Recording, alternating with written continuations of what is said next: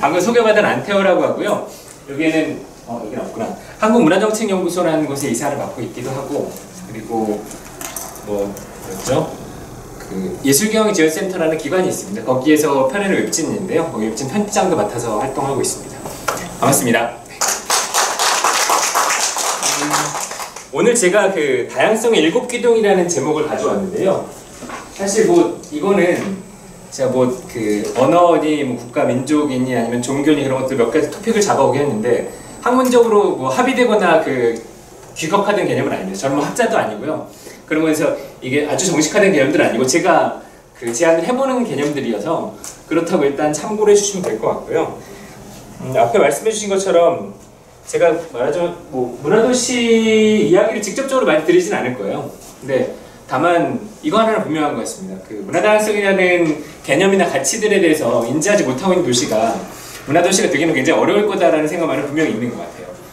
어떤 도시를 가도 사실은 문화적 다양성이 보장되지 않는 도시가 문화적으로 풍요로운 도시라고 할 수 없기 때문에 그 부분만 좀 생각해 주시면 되겠다 싶은 생각입니다. 앞에 굉장히 예쁘게 이걸 만들어 주셨네요. 네. 잠깐만요. 네. 제가 드린 그 PT를 새로 아주 개비를 하셨군요. 제가 굉장히 PT를 못 만들어가지고 걱정을 많이 하면서 가져왔는데 다행입니다. 네, 역시 이런 뭔가 굉장히 환대받는 기분인데요. 지금 분위기 굉장히 좋은데요.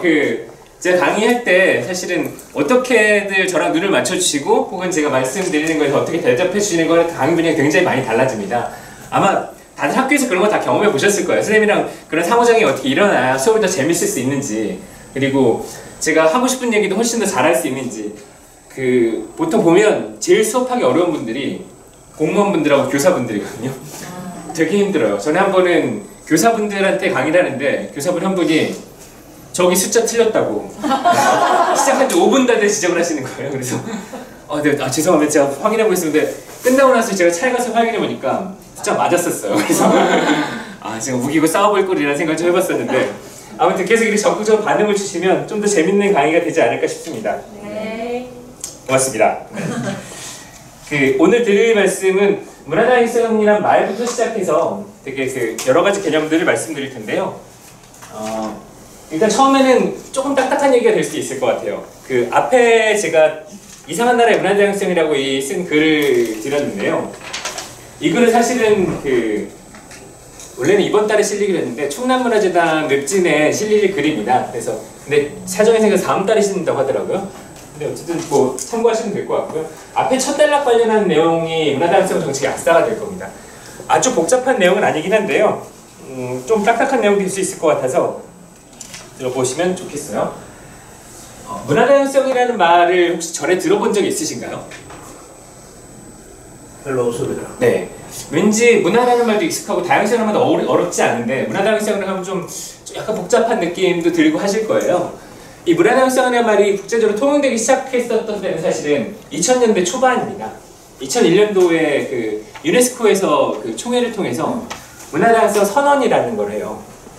문화다양성 선언이라는 걸 그때 처음 발표를 하는데 지금 한참 대선 때문에 막 시끌벅적한 미국 주도의 세계화 그리고 자유무역에 대한 대응을 해야 되겠다. 왜냐하면 한참 문제가 됐던 게 그런 겁니다. 워낙에 미국 주도의 문화, 우리가 보통 얘기하는 헐리우드 문화 혹은 맥도날드화로 대표되는 미국 문화들이 워낙에 전 세계적으로 영향을 많이 가지다 보니까 팝 음악이 그렇죠, 미국 영화들이 그렇죠, 혹은 다른 종류의 라이프 스타일들이 다 전 세계적으로 그렇게 통용되다 보니까 작은 나라들 혹은 작은 문화들이 소멸된다는 걸 위기감들이 굉장히 많이 있었어요. 그래서 자유무역에 대한 대응으로 문화다양성에 대한 논의가 막 본격화되기 시작합니다. 그래서 2001년도에 문화다양성 보호와 증진을 위한 유네스코 선언이라는 게 나오는데요. 이 선언을 거치면서 사실은 선언 자체만으로는 크게 그런 것들을 부족하기 힘들다라는 논의들이 나오면서 2004년도에 문화다양성 협약이라는 걸 만들게 됩니다. 2004년도, 5년도에 문화다양성 협약이라는 걸 만들게 됩니다. 어려운 얘기들이 좀 나오는데요. 이때 뭐 그런 거죠. 저희 되게 익숙하신 그런 일들일 거예요. 우루과이 라운드라든지, WTO라든지, 혹은 그 이후에 FTA라든지, 뭐 그런 자유무역 관련된 협정들이 굉장히 많이 있었습니다. 그래서 시장 개방에 대한 논의들이 굉장히 많이 있었죠. 그래서 그때 한국에서 되게 치열했던 것 중에 하나는 다들 기억하실 거예요. TV에 뭐 장동건이나 최민식이나 그런 배우들이 나와가지고 펜만 이렇게 들고 1인 시위했던 거 아마 뉴스에 나온 거 기억하실 거예요. 한 15년 전입니다. 그때 한미 FTA 체결 전후로 해서 그런 얘기들이 굉장히 많이 나왔었거든요. 스크린 쿼터라는 말 들어보셨죠? 네. 한국에서 사실 문화 다양성과 관련해서 가장 대중에게 많이 알려진 것이 스크린 쿼터 정책입니다. 지금 전 세계를 보면 한 30개국 안팎이던가요? 제가 아까 할리우드 영화 말씀드렸지만 자국의 영화 산업이 그대로 살아있는 나라가 몇 개 안 됩니다. 한국처럼 이렇게 자국의 영화 산업이 굉장히 부흥하고 있고, 심지어 본토라고 얘기하면 안 되겠죠? 봉준호 감독이 로컬이라고 얘기한 아카데미 가서 상을 휩쓴 그런 영화들을 가지고 있는 나라들은 굉장히 손에 꼽습니다. 우리가 아는 뭐 프랑스나 혹은 인도나 뭐 몇몇 나라들밖에 없어요. 중국이나 그런 나라밖에 없는데 한국이 사실 그런 나라들 중에 하나죠. 그래서 그 중에 하나인 영화를 지켜내기 위해서 1년에 의무상의 일수를 정해놓은 게 스크린 쿼터라는 제도입니다. 지금은 조금 줄긴 했는데요. 한국 영화가 티켓 파워가 여전히 좀 있기 때문에 그 부분이 좀 잘 지켜지고 있는 것 같아요. 아무튼 그런 종류의 것들을 문화적인 예외들이라고 하는데요. 문화적 예외를 인정받기 위해서 이게 선언만으로 그치지 말고 실제로 나라들의 구속력이 있는 그런 협정으로 가자, 협약으로 가자라고 해서 문화다양성 협약이라는 걸 만들게 됩니다. 그때 2005년에 총회에서 저걸 채택하는데요. 반대한 나라가 두 개 있었어요. 하나가 미국이고요. 하나가 이스라엘입니다. 미국의 꼬북이라고, 꼬북 말고 뭐가 있죠? 미국의 친구라고 해야 되나? 아무튼 그런 두 개국만 반대하고 148개국이 찬성을 해서 통과를 시켰거든요. 한국 정부는 2010년에 비준국이 됐습니다. 그래서 2011년부터 저것들 그게 발효되기 시작해서 저것들 좀 써먹기 시작했거든요. 한국이 그래서 그때부터 시작했던 게 좀 이따 드릴 말씀이죠. 무지개다리 사업이나 문화다양성 관련 활동들을 시작했습니다. 제가 드린 이상한 나라의 문화다양성의 첫 번째 단락에 보시면 이걸 지키기 위해서 각 나라들이 한 140여 개국이 지금 비준에 있거든요. 이 나라들이 정부 간 위원회를 열어요. 문화다양성 협약을 어떻게 하면 실현하고 구체화시킬 수 있을 건가 가지고 해마다 전 세계 국가들이 모여서 같이 회의를 합니다. 한국이 4년 전에 아시아 태평양 쪽에 간사 국가가 됐고요. 위원 국가가 됐고, 올해는 부의장 국가였어요. 그리고 내년에는 의장국이 됐습니다. 사실 굉장히 단기간 안에 저는 한국 사람들이나 한국 정부나 한국 시스템이 단기간에 뭔가 성과를 만들었는데 정말 효율적일 것 같아요. 실제로 너무 빠른 시간 안에 의장 자리를 꿰차버렸어요. 실제로는 문화다양성관에서 한국은 되게 주변 국가였거든요. 주로는 프랑스와 캐나다 같은 나라들이 굉장히 주도했던 이슈들이었는데 한국이 너무 빠른 순간 안에 의장국이 돼버리는 그런 기염을 토하는 그런 상황입니다. 물론 아쉬움이 좀 있습니다. 제가 이상한 나라의 문화다양성이라는 글에서 말씀드린 거랑 똑같은 부분인데요. 한국에서 문화다양성의 부분들이 그러면 의장국이 되고 세계의 그런 논의들을 주도할 만큼 안에서도 그렇게 논의가 무르익고 담론이 무르익었냐고 하면 그렇지 않은 거죠. 사실 문화다양성이라는 말들에서 여전히 좀 낯설게 생각들을 하시고 어려운 개념이라고 생각들 많이 하시는 것 같아요. 근데 실제로 보면 문화다양성의 개념이 아주 그렇게 우리 삶과 완전히 동떨어진 부분들이 아니고요. 제가 오늘 몇 가지 드리는 토픽들 위주로 좀 생각하시면 조금 더 쉽게 접근하실 수 있는 그런 얘기들이 될 겁니다. 협약과 관련된 내용들은 좀 빨리 넘어가도 괜찮을 것 같고요.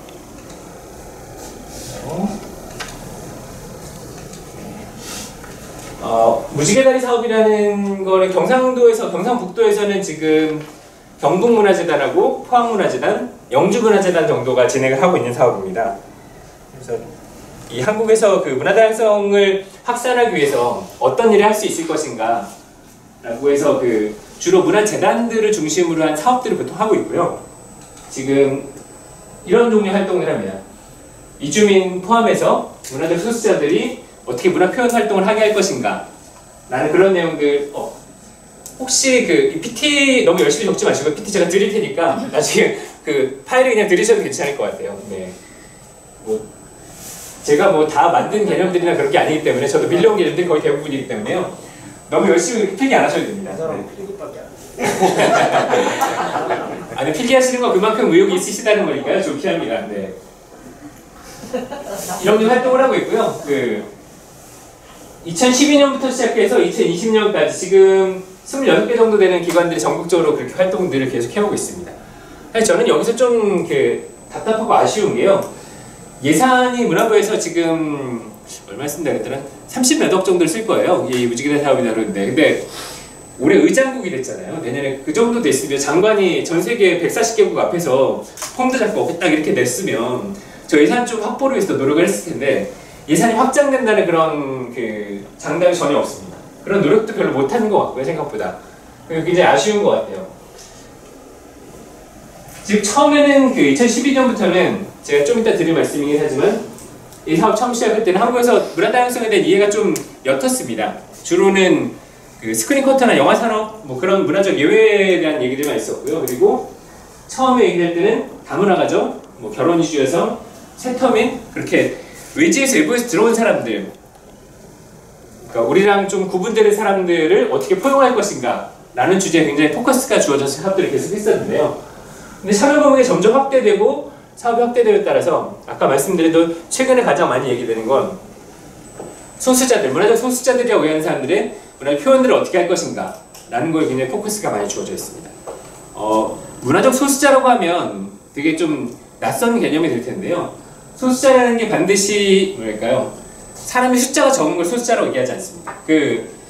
아마 그런 얘기를 최근에 많이 들으셨을 텐데요. 여성이 소수자라는 사회적 소수자라는 얘기 들어보셨죠? 네. 왜냐하면 페미니즘이나 그런 것들이 많이 얘기가 되면서 그 내용들이 좀 낯설지 않으실 거예요. 근데 여성이 사회적으로 숫자가 적느냐 그런 건 아니거든요. 네.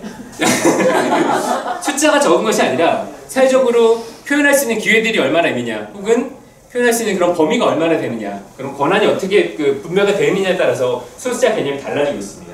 제가 뒤쪽에 여성과 그리고 남녀 성만이 아니라 혹은 최근에 제3의 성이나 제4의 성도 많이 얘기를 하잖아요. 그리고 남녀의 성차라는 것도 단지 신체의 성차만이 아니라 문화적인 차이라는 것들을 좀 더 포괄적으로 얘기하는 개념들을 젠더라고 얘기해요. 그래서 젠더 개념과 관련된 한국 사회에서 좀 불편한 지점들이나 잘 안 풀리는 지점들도 같이 얘기를 할 텐데요. 어쨌든 그 사업들이 계속 좀 확장되고 있는 그런 과정들이 있습니다. 무지개다리 사업이라는 걸 통해서 계속 만들어지고 있고요. 제가 다양성 7기둥이라고 할 거는 이제부터 시작인데요. 앞에는 정책적으로 한국에서 문화다양성에게 좀 어떻게 진행되고 있는가, 문화다양성 선언부터 문화다양성 협약, 그리고 무지개다리 사업이라는 것까지 오기까지 한국 사회가 문화다양성을 이렇게 이해하고 있고 이렇게 정책들을 펴나가고 있다는 말씀을 드린 거고요. 제일 처음 건 좀 전에 말씀드린 결혼이주 여성이나 이주노동자나 그런 걸 포함해서 우리 사회와 다른 사람들을 어떻게 만날 것인가, 다른 문화들이 서로 만날 때 어떤 일들이 벌어지는가, 그런 것들을 어떻게 좀 조율할 것인가라는 문제가 얘기가 될 수 있을 것 같아요. 사실은 칠곡이나 외관 이쪽으로 말하자면 예전에 왜 외관이라는 지역 자체가 일본 상인들의 숙소나 거점들이 있던 곳이잖아요. 그래서 사실 이쪽은 그런 문화적 접변이나 교류가 굉장히 많았던 지역이라서 그런 적도 많이 남아있고 다른 지역보다 거기에 대한 이해가 더 많을 거라는 생각을 합니다. 제가 개인적으로 잘은 알지 못하지만 아마 그런 것들이 있을 거예요. 그런 기록들이나 기억들이 지역에 남아있을 거라고 생각합니다. 굉장히 상징적인 사진을 한 장 보여드릴 텐데요. 혹시 이 사진 전에 본 적 있는 분 계신가요? 아마 박동수 대표님 제 페북에서 안 보셨을 텐데. 네. 다른 데서 봤습니다. 다른 데서 보셨어요? 네. 이분이 누구냐면요, 한국에서 맥주를 처음 마신 분입니다. 손에 들고 있는 게 맥주병이에요. 근데 신기하죠?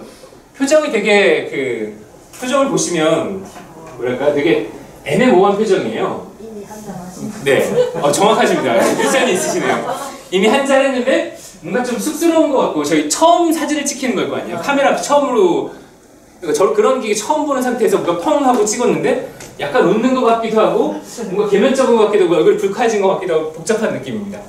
이게 언제적 사진이냐면요, 신미양요 아시죠? 네.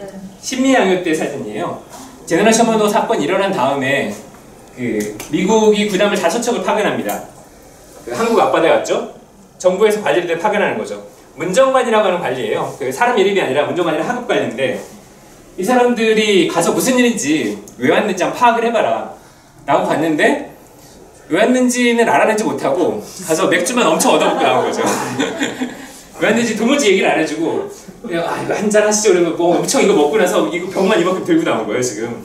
그래서 그런 표정, 이거 이대로 가면 또 괜찮은 건가라는 개망스러운 표정과 술 마셔서 기분은 좋긴 한데 좀 뭔가 껄쩍지근한 그런 느낌 가진 듯한 이런 그 엉거주춤한 그런 장면인데 한국의 맥주는 이렇게 들어왔습니다. 근데 이 사람이 이렇게 돌아가고 난 다음에 사흘 후에 그 강화도를 이 5척의 군함이 쑥대밭으로 만들죠. 200명이 넘는 사람들이 죽은 완전한 참패를 겪었다 그래요. 역사는 이렇게 남아 있습니다. 신미양요 사건은 미국의 실익 없는 압도적 승리라고 남겨놨어요. 왜냐하면 강화도 쑥대밭을 만들어놨는데 그래서 통상조약 맺고 그때 그 문호를 열라고 했는데 그때 당시 대원군이 여러 사람들이 꿈쩍도 안 했거든요. 보고도 그렇게 들어갔겠죠. 와가지고 좀 찝찝됐는데 별거 아니었습니다 라고 들어갔겠죠. 그래서 어디서 양이들이 와가지고 그래서 그때까지 문을 철통같이 안 열고 그래서 결국 소득 없이 돌아갑니다. 압도적으로 승리했는데 뭐 그렇게 돌아갔어요. 이게 문화적 접변이라는 게 참 이렇게 좀 고통스러운 일일 수도 있고 되게 다양한 맥락들을 많이 불러일으킨 것 같습니다. 이를테면 스페인 그 침략자들이 그 남아메리카에 그 처음 침략해 갔을 때 매독이나 그런 질병들을 가지고 들어갔거든요. 수백만의 사람들이 그것 때문에 죽습니다.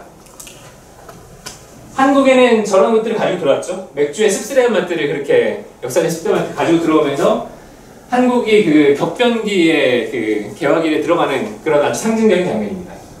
되게 기분도 좋았을 것 같아요. 저 당시에 저런 유리병 같은 경우는 한국이 이제 보기도 힘들었을 거고 드물었을 거고 이상한 술을 마셔서 되게 기분도 좋기도 하고 복잡하고 그랬을 것 같습니다.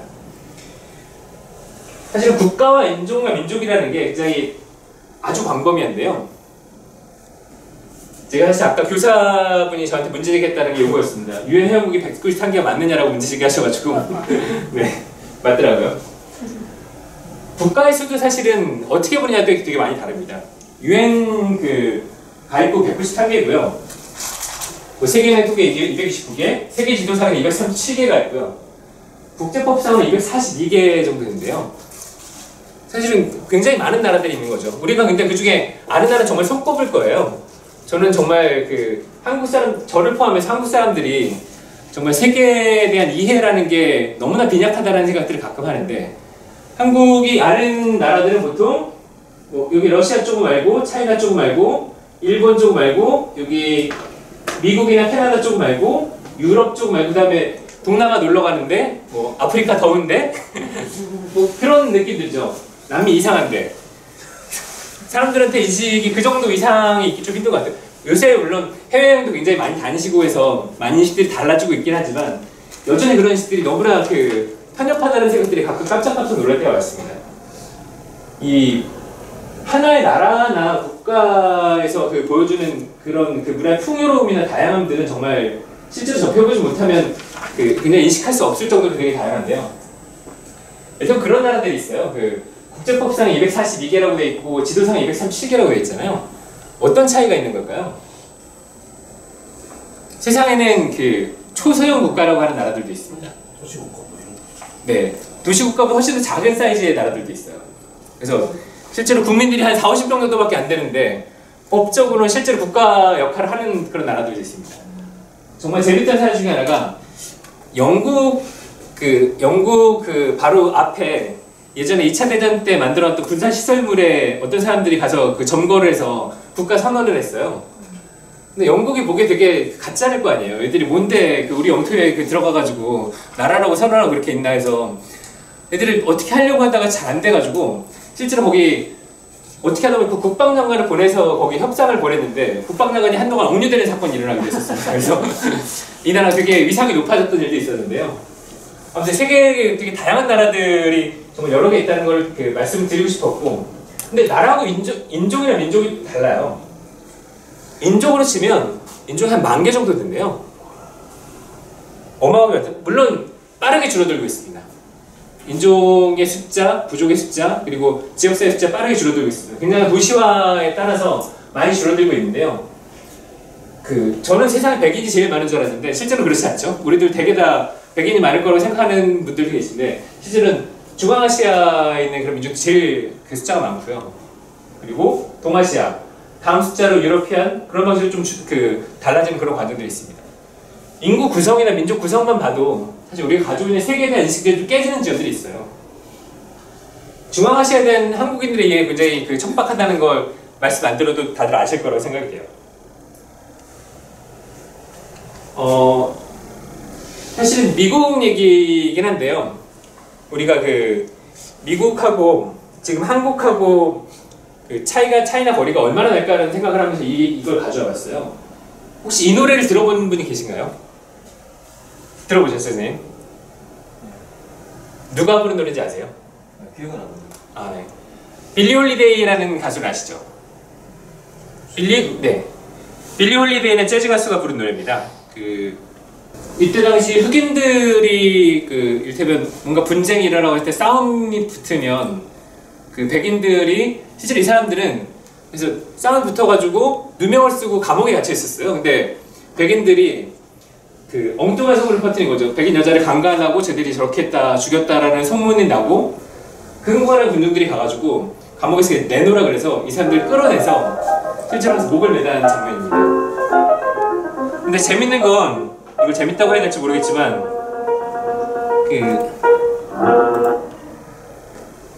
마치 소풍 가듯이 이 사람들이 이런 걸 가서 즐겼다는 거예요. 아이들부터 어른까지 다. 지금 문명화된 국가고 세계 민주주의 최첨단을 달린다고 하는 미국의 날것의 얼굴들이 사실 여기에 있습니다. 오래지 않은 일이고요. 그리고 사실 얼마 전까지도 흑백 갈등 지난번에 조지 플로이드 사건도 안 보셨을 거예요. 목 누르기 때문에 죽은 흑인의 그런 수상들도 보셨을 텐데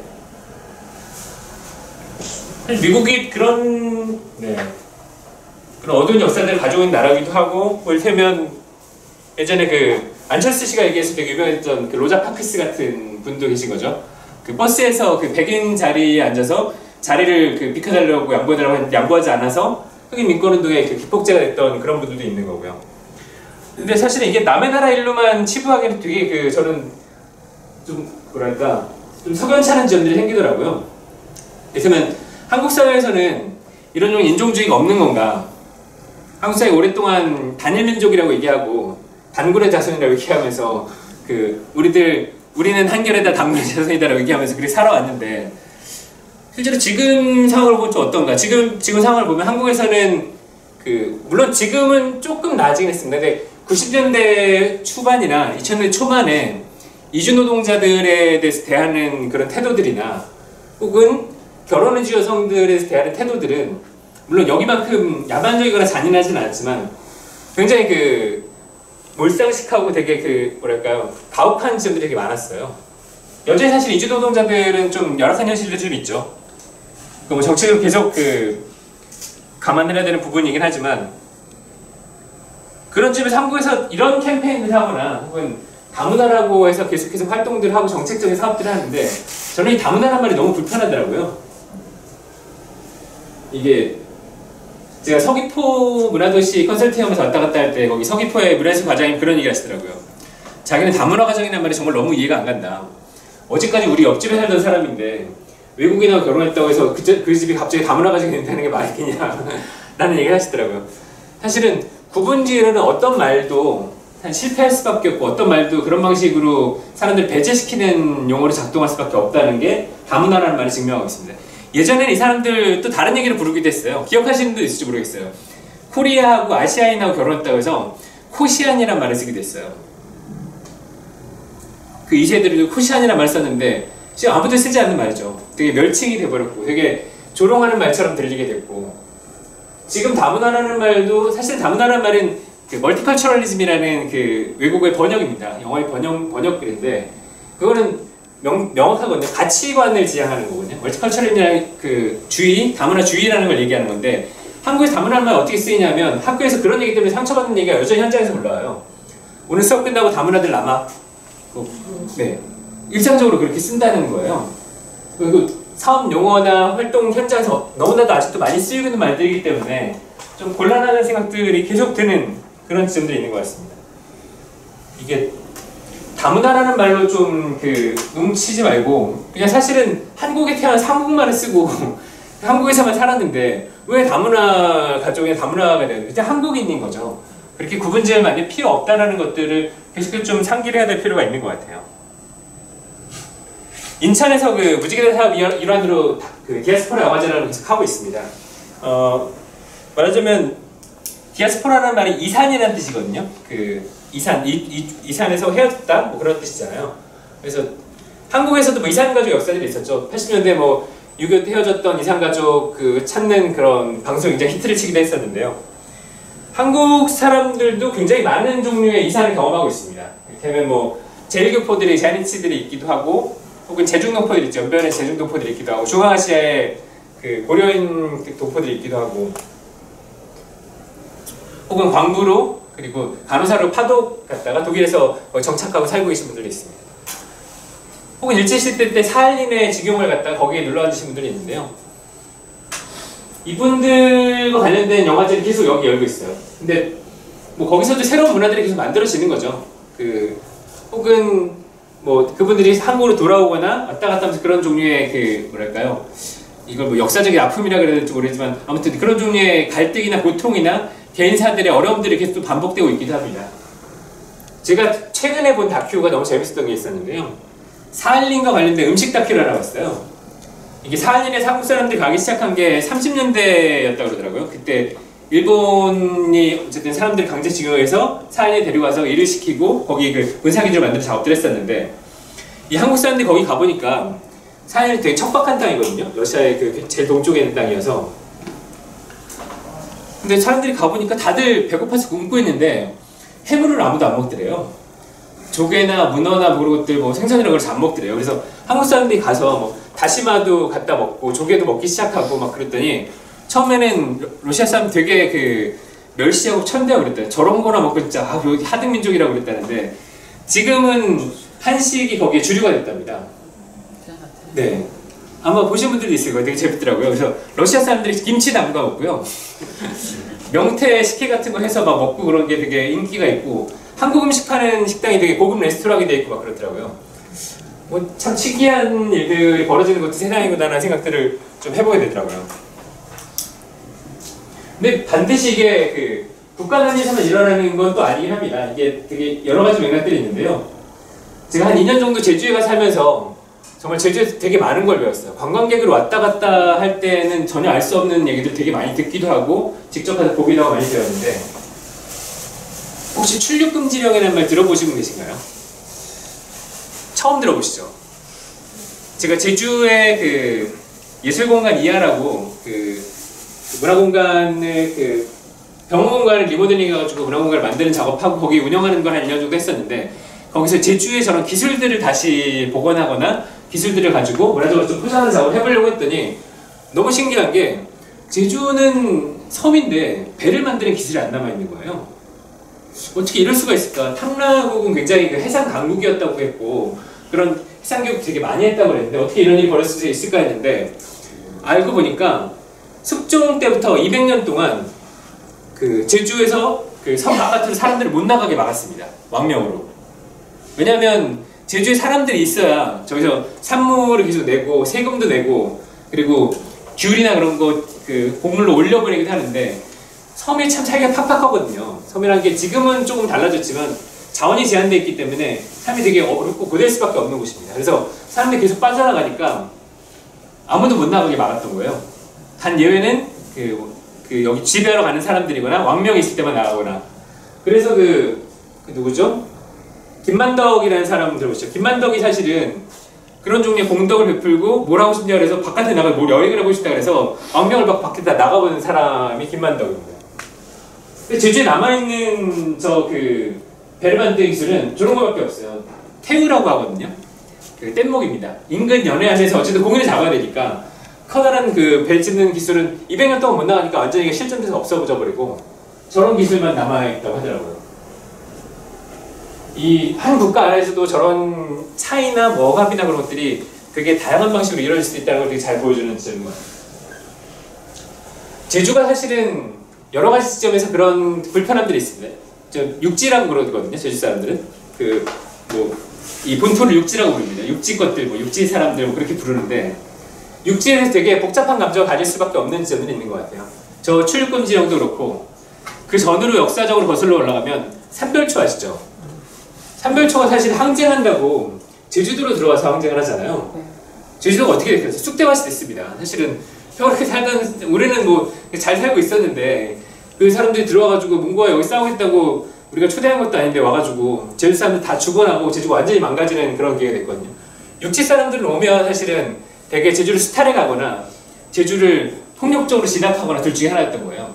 그 이후에는 몽고가 지배하면서 직할통치를 했는데 한 번은 그런 일이 있었죠. 그 사람들이 목호라고 하거든요. 남아가지고 그쪽을 지배했던 사람들이 난을 일으킵니다. 고려시대 때. 원나라를 퇴치하고 난 이후에 난을 일으켜요. 우리를 좀 제대로 대우해달라, 우리는 좀 더 잘 살아야 되겠다고 난을 일으키는데 그걸 진압하러 온 사람이 최영 장군입니다. 최영 장군이 얼마나 잔인하게 진압했든지 보통 제주도 신방이라고 하는데 무당들이 되게 많아요. 보통 무당들이 제일 자기 몸신으로 많이 섬기는 사람이 하늘 품고 죽은 장군입니다. 그래서 최영 장군이 제일 몸신으로 많이 얘기하는데요. 최영 장군, 강감찬 장군이 제일 몸신으로 많이 섬겨지는데 제주도에는 최영의 사당이 한 개도 없습니다. 단 한 개도 없습니다. 너무나 잔인한 진압을 해서 아직도 재선 치를 떤다는 그런 얘기들을 들었어요. 그 후에 현대에 들어와서도 4.3이라는 미중의 사건이 있었죠. 네.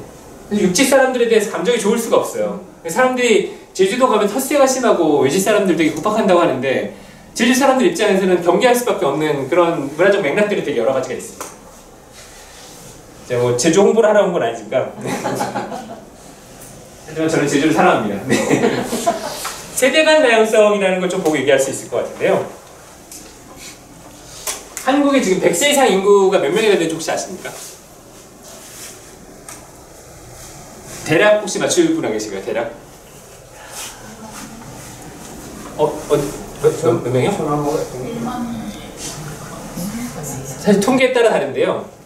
보건복지부 통계로는 17,800명 정도 됩니다. 이게 도대체 말이 되나 싶은 느낌이 드는데요. 물론 통계청 통계로는 급격하게 줄어들어서요. 통계청 통계는 한 4,800명 정도 된다 그래요. 좀 약간 거리가 좀 있긴 한데 아무튼 한국 사회가 급격하게 고령화 사회로 들어가고 있는 것은 틀림없습니다. 한 10년, 20년 사이에 고령화 사회가 아니라 초고령 사회로 접어들 거라는 예측이 되게 많이 있는데요. 되게 심각한 문제들을 많이 발생시키고 있죠. 벌써부터. 다들 연금 생각만 하시는데요. 실제로는 연금 이상으로 사람들 삶 전체가 바뀔 거예요. 왜냐하면 실제로 사람들이 몸이 불편해지거나 나이가 많이 들어서 할 수 있는 활동들이 제한이 되거나 그러면 삶의 시스템이 바뀔 수밖에 없는 지점이 생기니까요. 근데 그런 상황들을 저희가 맞이할 준비가 됐나 라는 생각들이 계속 드는 것 같아요. 사실 노인은 제가 이 글에 써놓긴 했지만 노인은 원래는 공동체의 되게 축복이었거든요. 왜냐하면 공동체가 경험한 그런 지혜들이나 그런 노하우들을 한 몸에 다 체현하고 있는 존재잖아요. 예전에는 평균 수명도 길지 않았고 오래까지 못 살았을 테니까 노인의 존재가 매우 귀했을 겁니다. 저 약초는 먹으면 된다 안 된다, 혹은 저기 물이 깊으니까 저기 가면 빠져 죽을 수 있다, 그런 지식들을 다 하나하나 가지고 있던 게 노인이었을 테니까요. 근데 어느 순간부터가 기록이라는 게 가능해지고 근대적 교육체가 들어오면서 노인이 사회 짐스러운 존재가 돼버렸어요. 근데 여전히 사실은 노인들한테 배울 게 많죠. 우리가 기록이나 그런 걸로 전수되지 않는 암묵지라고 하는 그런 지식들도 충분히 있는 거니까. 그리고 노인 개개인들이 가진 경험들이라는 거는 사실 뭐랄까요, 돈으로 환산하거나 그럴 수 없는 종류의 경험들이 굉장히 많기 때문에 그런 것들을 어떻게 사회적 경험으로 잘 남길 수 있느냐가 되게 관건이 되는 점들이 있는 것 같아요. 제가 3년 전에 문학평론가는 고영식 선생님하고 둘이 같이 쓴 책인데요. 제가 강의마다 이 책을 소개하지만 아직도 출판을 못 팔았습니다. 2,000부밖에 안 찍었는데. 노년예술 수업이라는 책을 쓰면서 여러분들을 만났어요. 7곡의 시 쓰는 분들도 만나셔서 고영식 선생님이 글을 쓰시기도 하고, 나중에 7곡 가시나들이라는 영화 혹시 보신 분들이 있으시겠지만 그 영화 만드신 감독님이 저희 책을 보고 되게 그 많이 참고를 했다 그러면서 영화 시사에 저희를 초대해 주시기도 했었습니다. 그래서 칠곡하고 인연이 있다는 걸 강조하고 싶어서 굳이 말씀을 드렸고요. 사실 누구나 노인이 되는데 노인이 됐을 때 삶을 좀 어떻게 그 보람있게 갈무리할 수 있을 것인가, 혹은 노인의 삶의 활력을 어떻게 좀 찾을 수 있을 것인가라는 고민들을 계속하는 것 같아요. 아마도 여기도 공감하시는 분들 좀 있으시겠지만, 저는 최근에 저희 어머니가 매일은 아니지만 이틀에 한 번 정도씩은 계속 저한테 카톡을 보내시는데, 참 보기 힘든 카톡을 좀 많이 보내시거든요.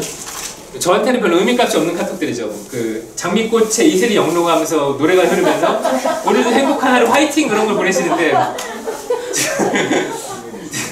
어머니한테 혼나. 너는 뭐 답장도 한 번도 안 하냐고 맨날 혼내는데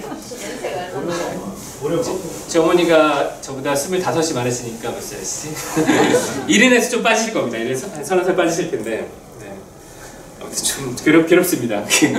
서로 거기에 대해서 인식들이 다를 수밖에 없다는 부분을 어머니는 잘 이해를 못 하시는 거예요. 당신에게 너무 좋은 거를 얘는 왜 이게 싫다고 할까? 얘는 왜 이거 별로라고 할까라는 느낌들을 가지시는 거죠. 사실은 거기서 저희가 문해력이라고 부르는 지점들이 나오거든요. 문해력이라고 뭐 영어로 리터러시라고 하는데 어떻게 세계와 나 사이의 관계를 정확하게 파악하느냐, 이를테면 가짜뉴스 같은 걸 어떻게 구분해낼 수 있느냐를 문해력이라고 얘기합니다. 우리가 문화예술 교육이라는 걸 처음 할 때 문해력을 어떻게 길러내느냐라는 거에 되게 포커스를 맞춰서 많이 진행하기도 했었거든요. 그래서 저는 좀 이를테면 그런 게 있잖아요. 뭐 노인들이 뭐 말씀드리기 되게 조심스럽지만 태극기 부대나 그런 이제 그런 종류의 정치적인 행동들, 저는 정치적 행동들을 내세우고 그런 주장들을 하거나 정치 활동들을 할 수 있다고 생각해요. 그런 거 당연히 필요한 점들이라고 생각하는데, 그런 것들이 실제로 기성세대와 혹은 노인세대 혹은 젊은 세대와 갖는 충돌이라는 부분들을 어떻게 좀 완화해내거나 어떻게 좀 서로 만나서 이해할 수 있는 지점들을 만들어낼 수 있는가 라는 부분들이 사실은 다양성의 영역에 포함된다고 생각합니다. 왜냐하면 상대를 어떻게 이해하냐가 되게 중요한 문제가 되거든요. 거기서 예술이라는 되게 중요한 키워드를 보여주는 것 같아요. 되게 유명하시죠? 칠곡에서도 유명한지 어떨지 모르겠는데, 혹시 이 할머님 아시는 분이 계실지도 모르겠는데요. 소아자란 할머님이 문해교실에서 쓰신 시입니다. 너무 유명하시죠? 사실은 기성시인들 되게 부끄럽게 했던 시예요. 노래들이 할 일도 많은데 공부시나 일도 코드기도 하는데 시를 쓰라네 시가 묻고 나는 시금치 배추시만 하는데, 자기 삶을 그대로 얘기했는데 예술 작품이 됐습니다. 그래서 이런 종류의 자부심 혹은 이런 종류의 자기 삶과 예술이 통하는 그런 느낌, 혹은 그걸 통해서 나와 세계의 관계를 좀 인식하는 그런 작업들이 많이 필요하지 않은가 생각해요. 이 제주에 있는 까사돌이라는 공간의 얘기인데요. 이거는 거기 작업을 인터뷰해서 영상 작업을 만들어 놓은 작품을 보고 있는 장면인데, 까사돌이라는 데가 사실은 커피숍입니다.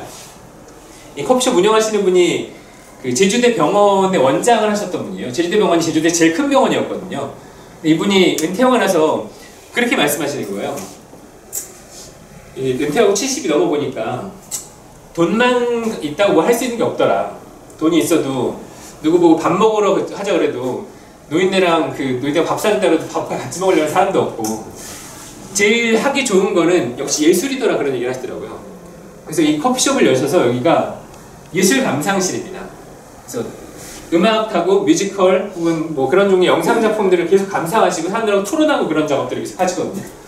물론 굉장히 여유가 있어서 가능한 일이긴 합니다만, 예술이라는 게 노년하고 되게 잘 어울릴 수 있구나라는 생각들이 드는 것 같아요. 체력이 받쳐주지 못해서 뭐 그런 활동들이 되게 어렵기도 하고 뭐 그렇다는 말씀도 해주시기도 하고요.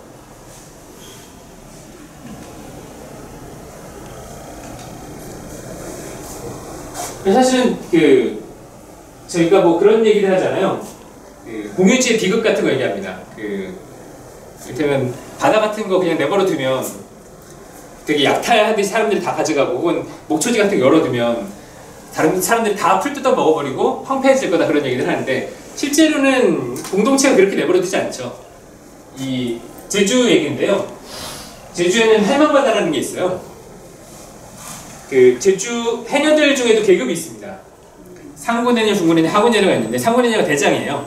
그래서 제일 깊게 잠수하고 제일 베테랑을 상고내녀라고 하는데 상고내녀는 하나의 해녀 집단을 이끕니다. 근데 거기서 은퇴하는 해녀들이 있을 거잖아요. 은퇴하는 해녀들한테 바다 영역을 구분해서 나눠줍니다. 얕고 작업하기 쉬운 바다를 나눠줘서 좀 나이가 훨씬 더 들어서도 작업할 수 있게 내주는 그런 종류의 지혜들이 발동이 되고 있어요. 한국 사회에서도 노인들의 자리를 좀 잘 내줘야 되지 않을까라는 생각들이 계속 드는 것 같아요. 노인들이 사실은 그 태극기 부대나 그런 활동들 하면서 대단한 고향감을 받으시거든요. 저희 어머니도 사실 태극기 가끔 나가세요. 그래서 제 큰 골칫거리 중에 하나인데요. 근데 어머님이 저한테 얘기를 그렇게 해주시는 거예요. 당신 나가면 너무너무 기분이 좋다는 거예요. 수천 명의 사람들이 모여서 한나의 구호를 외치고 그런 카타르시스나 그런 종류의 느낌들을 한 번도 평생 받아보신 적이 없는 거죠. 근데 너무 짜릿하다라는 느낌을 받으신대요. 저도 그런 생각하면서 저 촛불 집회 나가보면 그런 느낌이 들거든요. 사람들이 많이 모이면 그런 종류의 굉장히 에스타시를 느끼게 돼 있는데 어머님한테는 그런 경험이 없었던 거죠. 근데 다만 그 채널이 그 태극기 집회가 된 거고, 다만 저한테 보내시는 너무 좋다는 게 아까 얘기한 그런 저한테는 별 의미가 없는 영상들을 보내시는 거죠. 네. 도대체 그런 세대 간의 화해를 어떻게 이뤄낼 수 있을까 정말 한국 사회가 되게 심각하게 고민해봐야 되는 지역이라고 생각이 되는 것 같아요. 다음은 그 세 번째 기둥이라고 할 수 있는 장애 관련된 얘기인데요. 장애와 비장애. 비장애라는 말 좀 낯서실 수도 있어요. 장애인, 보통 사람들 그렇게 얘기해요. 장애인, 일반인 그렇게 얘기하죠. 근데 장애를 가진 사람과 장애를 갖지 않은 사람, 보통 이렇게 구분해서 얘기합니다. 제가 그 김원영이라는 변호사를 굉장히 좋아하는데요. 휠체어 장애인입니다. 어렸을 때 그 병을 알아가지고 휠체어 장애인인데 변호사가 됐어요. 이 희망 대신 욕망이라는 책이 자기 성장담을 쓰고 있고요. 작년에 나왔던 그 실격당한 자들을 위한 변명이라는 책이 있습니다. 기회가 되신다면 이 두 책을 꼭 한번 보실 걸 권해드려요. 한국 사회에서 장애라는 게 어떤 위상들을 가지고 있는지, 그리고 어떻게 세계를 변화시킬 수 있는지를 되게 아주 드라마틱하게 보여주는 그런 책입니다. 이 구절을 인용을 했더라고요. 만약 당신이 나를 도우러 여기 오셨다면 당신의 시간을 낭비하고 있는 겁니다. 그러나 만약 당신이 여기 온 이유가 당신의 해방이 나의 해방과 긴밀하게 결합되어 있기 때문이라면, 그렇다면 우리 함께 일해봅시다. 한마디로 그런 거죠. 제가 그 동네에서 그 지하철역에 그런 광고를 본 적이 있어요. 교통약자에 대한 최고의 최고의 도움은 배려입니다. 뭐 이런 식으로 써 있는 거예요. 지하철 그 공사 아래다. 그래서 너무 어이가 없었거든요. 왜냐하면 교통약자라는 말도 사실은 좀 어폐가 있긴 하지만 장애인이나 그런 분들한테 제일 필요한 건 엘리베이터죠. 엘리베이터고 실제로 그분들이 편안하게 이동할 수 있는 그런 수단인 거지 사람들의 배려가 아닙니다. 이를테면 장애인은 뒤쪽에 말씀드렸지만 태어나면서 장애인 사람도 있지만 장애인이 태어나면서 장애인이 아니라요. 장애인은 사실 만들어지는 거거든요. 한국 사회 장애인 비율이 한 5% 정도 됩니다. 사실은 저것도 정확한 수치가 아닐 거라는 얘기들도 많이 있어요. 저보다 훨씬 더 많을 거고, 그리고 사실 저희가 어느 정도는 장애인입니다. 신체 기능이 저하돼서 제 역할을 못하는 걸로 보자면 저는 안경 벗으면 사람들이 잘 안 보이고요. 제가 나이가 별로 안 들었지만 벌써부터 무릎이 좀 삐걱대기도 하고요. 이 몇 개 갈아 끼우기도 했고요. 그러고 신체 기능으로 보자면 누구나 장애인적인 속성을 가지고 있고요. 누구나 나중에는 장애인이 될 수밖에 없습니다. 근데 사실은 사람들이 그렇게 많이 인식을 못하죠. 이건 나중에 뭐 영상을 따로 보셔도 좋을 것 같은데, 장애인의 문과 예술, 예전에는 장애라는 걸 두고 극복의 대상으로 많이 삼았어요. 제일 많이 얘기했던 게 인간극장에 나오는 그런 모델들입니다. 장애를 극복하고 장애인도 할 수 있다는 걸 보여주는 정말 위대한 인간 승리의 모델. 근데 사실은 그런 사람들 정말 1%도 안 되거든요. 되게 많은 장애인들은 그렇게 하지 못하고, 심지어 더 많은 장애인들은 최근에 장애인 관련 활동가들이 제일 많이 신경을 쓰는 건 그 부분입니다. 시설에 있는 장애인들을 어떻게 밖에 나와 살게 하는지가 가장 큰 관건이에요. 한국 사회 장애운동이 몇 가지 변곡점을 겪는데요. 2000년대 초반에 사실 세계사에 기록될 만한 일이었어요. 한국의 장애인 이동권 운동이 처음 시작하거든요. 이 사람들 어떤 활동을 하냐면 지하철에 들어가서 지하철이 오는데 거기 선로에 자기 휠체어를 묶고 거기 누워서 시위를 합니다. 버스가 오는데 버스 앞에 그 휠체어를 다 내놓고 사람들 못 가게 막습니다. 왜 그랬을까요? 네, 버스를 탈 수도 없고 지하철을 타면서 그 리프트가 원래 있었어요. 그 계단에. 리프트에서 추락해서 죽는 장애인이 엄청나게 많았거든요.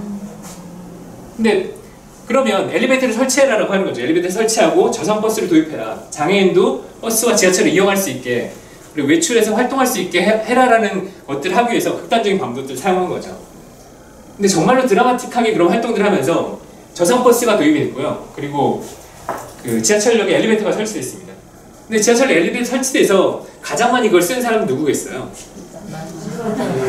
네, 노인분들이 제일 많이 쓰세요. 노인분들이 많이 쓰고 임산부가 쓰고 아주 아이들하고 데리고 가는 그런 그 엄마들이 쓰고 그래요. 네. 유니버설 디자인이라는 말이 있습니다. 유니버설이 뭐 우주라는 말이고 범용이라는 말이거든요. 유니버설 디자인이라는 말은 누구나 사용할 수 있는 그런 디자인이라는 얘기예요. 이를테면 장애인이 편하게 쓸 수 있는 공간이라면 누구나 다 편하게 쓸 수 있다라는 얘기죠. 이를테면 이런 그 강의실이나 혹은 식당이라고 그러는데 턱이 있으면 휠체어가 못 들어오거든요. 근데 턱이 있으면 아이들에게 위험합니다. 뛰어다니다가 넘어질 수도 있고 혹은 노인들은 똑같이 노인들이나 아이들이 아니더라도 저같이 성인 그 비장애인이라도 그렇게 걸려서 뭐 발가락이 아파거나 뭐 발톱이 빠지거나 그럴 수도 있거든요. 그래서 그런 것들을 굉장히 그 없애는 게 중요한 지점들인데 제가 장애인 인권권 얘기가 여기까지였군요. 그래서 그 장애인 인권 투쟁이 굉장히 그 격렬하게 일어났고 굉장히 성공적인 운동이었어요. 그 다음에 두 번째 활동했던 게 그 뭐죠? 네, 그 뭐죠? 보호자 이분은 까먹었네. 아무튼 보호 의무 부양 의무제래. 감사합니다. 네. 이런 말은 좋습니다. 부양 의무제 폐지 관련한 활동들도 되게 치열하게 있었습니다. 활동 보조인들이나 그런 것들을 더 가져가면서 왜냐하면 실제로 그 몸 하나 꼼짝할 수 없는 장애인들인 경우에 활동 보조인이 없는 시간에 죽는 사람들이 계속 있었거든요. 불이 났는데 꼼짝도 못하고 집에 죽거나 불이 계속 덮쳐오는데 움직일 수 없는 상황들이 있는 사람이니까요. 이게 그런 것들 활동하거나 세 번째 단계가 지금 탈시설 운동이 계속 있습니다. 시설에 있으면 그거하고 비슷하다고 보시면 됩니다. 저는 집에 그 고양이를 2마리를 기르는데 반려묘 2마리가 있는데 제가 기르려고 기르었던 게 아니라 남들이 맡겨서 하다가 정들고 뭐 길고양이가 저희 집에서 새끼 낳고 그래서 어쩌다 보니까 2마리 기르게 됐는데 이 친구들 보면 되게 짠해요. 되게 미안하기도 하고 왜냐면 밖에 나가서 뛰어놀지도 못하고 집안에서 굉장히 지루하게 하루 종일 보내야 되는 평생을 이렇게 보내야 되거든요. 물론 밖에 나면 굉장히 그 혼란스럽죠. 그 시시때때로 목숨의 위협을 받아야 되고 항상 긴장하고 살아야 되고 되게 힘들고 삐쩍 마를 수도 있고 얼어 죽을 수도 있고 되게 복잡하지만 자유의지를 갖고 살 수 있는 그런 환경이 있는 건데 이 친구들이 집에 가둬놓을 수밖에 없다는 게 되게 죄책감이 들어서 그래서 좀 큰 집으로 이사가서 마당 있는 집을 써야 되겠다라고 요새 생각하고 있습니다. 그래서 돈을 열심히 벌어야지 생각해서 열심히 가게 다니고 그러고 있고요.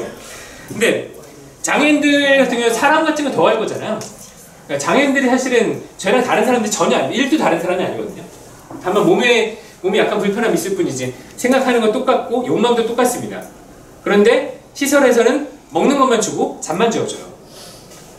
모든 활동들이 다 통제되고 범위에 갇혀 있습니다. 어떨까요, 기분이? 정말 갑갑하겠죠. 그래서 바깥에 나와서 자기가 할 수 있는 일들을 찾아주고 밖에 탈시설 운동들을 계속 하고 있습니다. 얘기가 거기서 길어졌는데요. 아무튼 최근에는 그래서 제가 거기 글에 썼는데 장애 의료적 모델이 아니라 장애 사회적 모델이 굉장히 각광받고 있습니다. 의료적 모델이라는 건 적절한 의료 시스템을 통해서 이 사람들을 거의 말하자면 비장애인으로 만들 수 있다. 장애를 해결할 수 있다는 그런 모델인데 물론 어떤 장애인들에게 가능할 수도 있죠. 근데 사실은 사회적으로 이 장애인들이 불편함이 없는 사회를 어떻게 만드느냐가 굉장히 중요한 지점들이고요.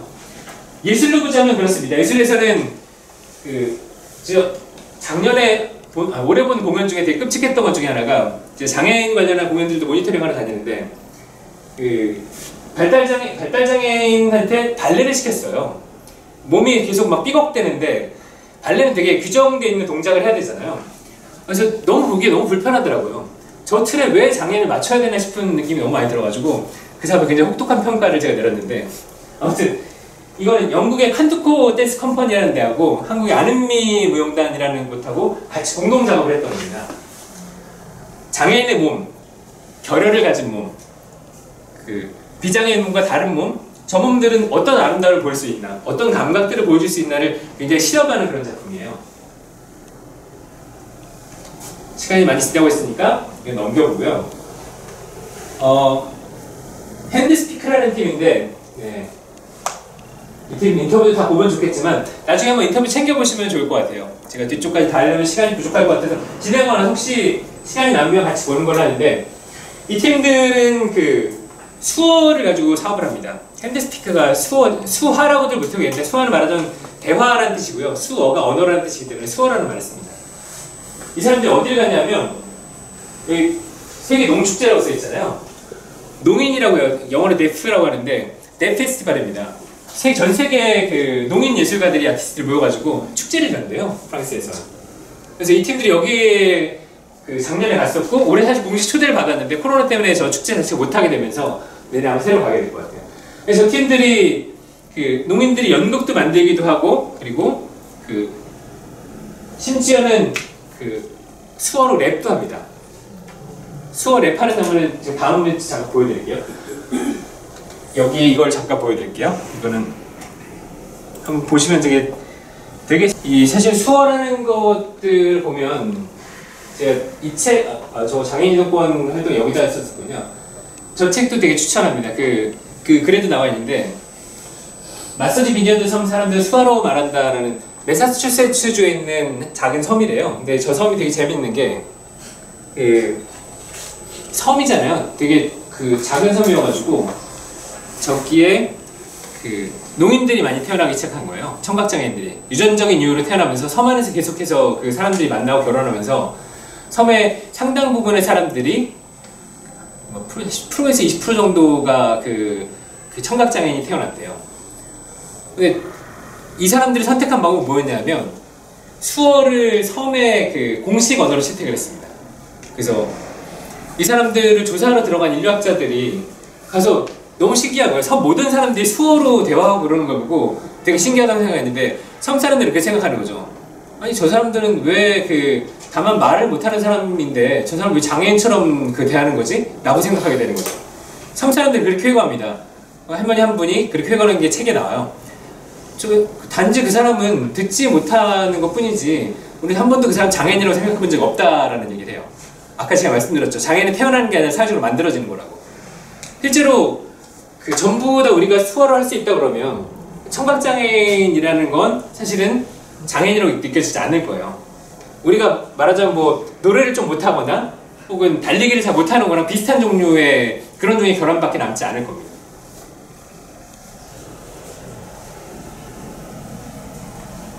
이거는 우리들의 눈이라고 하는 뭐죠? 갤러리라고 해야 되나? 단체라고 해야 되나? 네, 이분들이 활동을 했던 건데, 그러니까 저게 혹시 뭔지 아시겠어요? 보고? 시각장애인이 만든 겁니다. 참고로.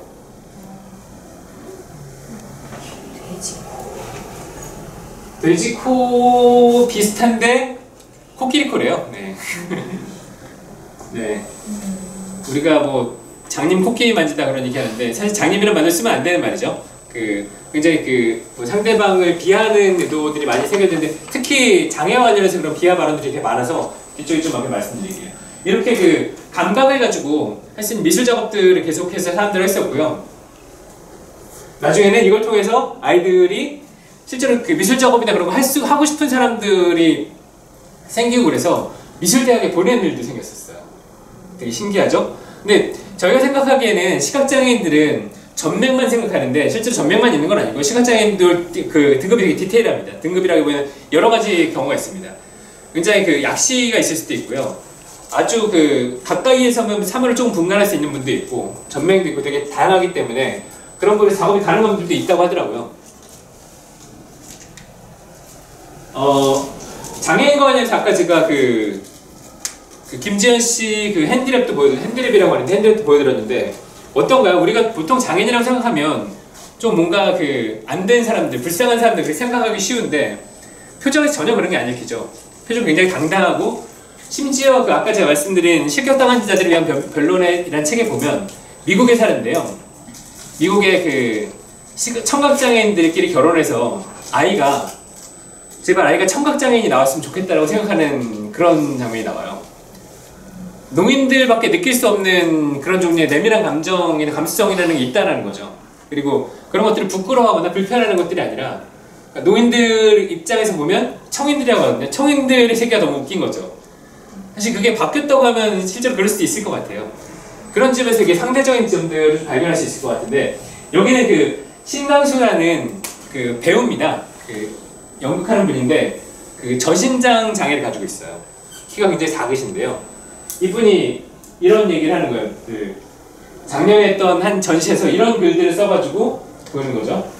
취업해서 연애를 하고 연애에서 아기도 낳지 명절 덕담을 이렇게 한다는 거죠. 명절에 작은 형을 보고 스쩍들 덕담을 한다. 그러다 날 보고 입을 닫는다. 장애인이라서 행복해요. 나한테는 아무도 결혼하라고 안 하고 취직하라고 안 한다. 그러니까 장애인이 사실은 자기 자신을 그렇게 그 웃음의 소재를 삼거나 자기 자신을 가지고 그렇게 하면 굉장히 그 다른 종류의 느낌들을 주는 것 같아요. 여기도 마찬가지죠. 장애인은 할인이 많은데 그런 거 말고 장애를 이용해서 마음껏 웃음을 유발하고 장애를 이용해서 개그 같은 거 막 쳐도 되는 그런 날 하루 만들면 어떨까라는 얘기를 장애인이 입으로 하니까 굉장히 또 새로운 느낌들이 좀 들더라고요.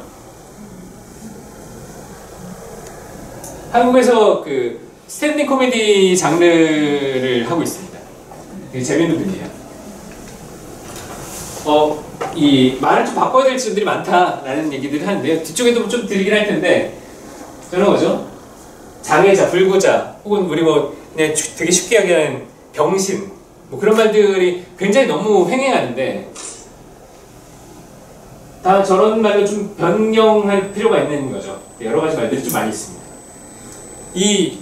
사실 이런 것들 좀 떠나서 그 선량한 차별주의 같은 책들을 보면 어떤 얘기가 나오냐면 이분이 이 책을 쓰게 된 계기가 앞에 나오는데 자기가 결정장애가 있다는 말을 문득 썼었는데 어느 그 학회 발표 자리에서 누군가 그걸 문제 제기를 했다는 거예요. 당신은 지금 장애를 비하하고 있다. 장애라는 게 모자라는 것, 나쁜 것, 부족한 것이라고 전제를 두고 결정장애만 쓰고 있다고 해서 그 말에 충격을 받아가지고 그 책을 쓰기 시작했다는 얘기를 하시더라고요. 우리 흔히 쓰는 말 중에 그런 말도 있습니다. 안 보는 삽니다.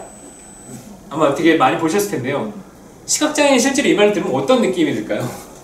사실은 우리가 재미로 쓰는 말들 중에도 써서는 안 될 말들이 되게 많이 생기는 것 같습니다. 저는 말이라는 게 결국은 세계를 구성하는 가장 중요한 것 중에 하나라고 생각하거든요. 저도 지금 말로 여러 가지 것들을 전달하잖아요. 사람의 그 의식이라는 것 혹은 무의식이라는 게 말로 좀 구성되어 있어. 언어적으로 구성되어 있다 그래요. 우리가 뭔가 새로운 걸 떠올리는 상상력을 발휘하거나 새로운 걸 뭔가를 떠올리려고 해도 언어를 바탕으로 하지 않고서 떠올릴 수가 없습니다. 생각해보세요. 뭐 이상한 거 아무리 생각한다 그래도 말을 기반으로 하죠, 우리가? 거기서 벗어날 수가 없어요. 그래서 사실 말을 바꾸면 그 생각이 바뀌는 점들이 있고요. 그래서 생각을 바꾸면 행동이 바뀌는 점들이 있고 행동을 바뀌면 세상이 바뀌는 점들이 있습니다. 이건 뭐 제 말은 아니고 그 세상을 바꾸는 것은 가능하다는 책에서 그 제이슨 대 간디오라는 분이 얘기한 건데 갑자기 생각이 나서 네. 근데 말이라는 건 정말 중요한 점들인 것 같아요. 그러니까 21분 예술의 다양성이라고 되는데 저는 뭐 아까도 노년예술과 하는 데서 말씀드렸지만 예술이 할 수 있는 일들 혹은 예술이 사람들에게 환기시켜줄 수 있는 그런 역할들이 여전히 좀 있다는 생각이 들어서 예술의 다양성에 여러분을 몇 개를 담아봤는데 조금 난감하실 수도 있을 것 같아요.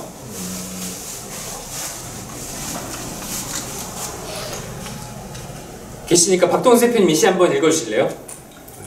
제가 목소리가 좋으니까? 고등학교 다닐 때 버스 안에서 늘 새침하든 어떻게든 사귀고 싶었던 포항여고 그 계집에 어느 날 누이 동생이 그저 철없는 표정으로 내 일기장 속에서도 늘 새침하던 계집의 심각한 편지를 가져왔다. 그날 밤 달은 뜨고 그 탱자나무 울타리 옆 빈터 그 빈터엔 정말 계집애가 교복 차림으로 검은 운동화로 작은 그림자를 밟고 여우처럼 꿈처럼 서 있었다. 나를 허연 달빛 안에서 기다리고 있었다. 그날 밤 얻어맞았다. 그 탱자나무 울타리 옆 빈터 그 빈터에서 정말 계집애는 죽도록 얻어맞았다. 처음엔 눈만 동그랗게 뜨면서 나중엔 눈물도 안 흘리고 왜 때리느냐고 묻지도 않고 그냥 달빛 안에서 죽도록 얻어맞았다. 그날 밤 다듬지고 그 또 다른 허연 분노가 면도칼로 책상 모서리를 날 함부로 깎으면서 나는 왜인가? 왜 나인가? 나는 왜 나인가? 나는 자꾸 책상 모서리를 눈물 흘리며 책상 모서리를 깎아냈다. 저는 이 시 처음 읽고 되게 어리둥절하기도 충격을 받기도 해서 되게 그랬었는데 혹시 어떤 느낌 드시는지 얘기해 주실 분 계실까요?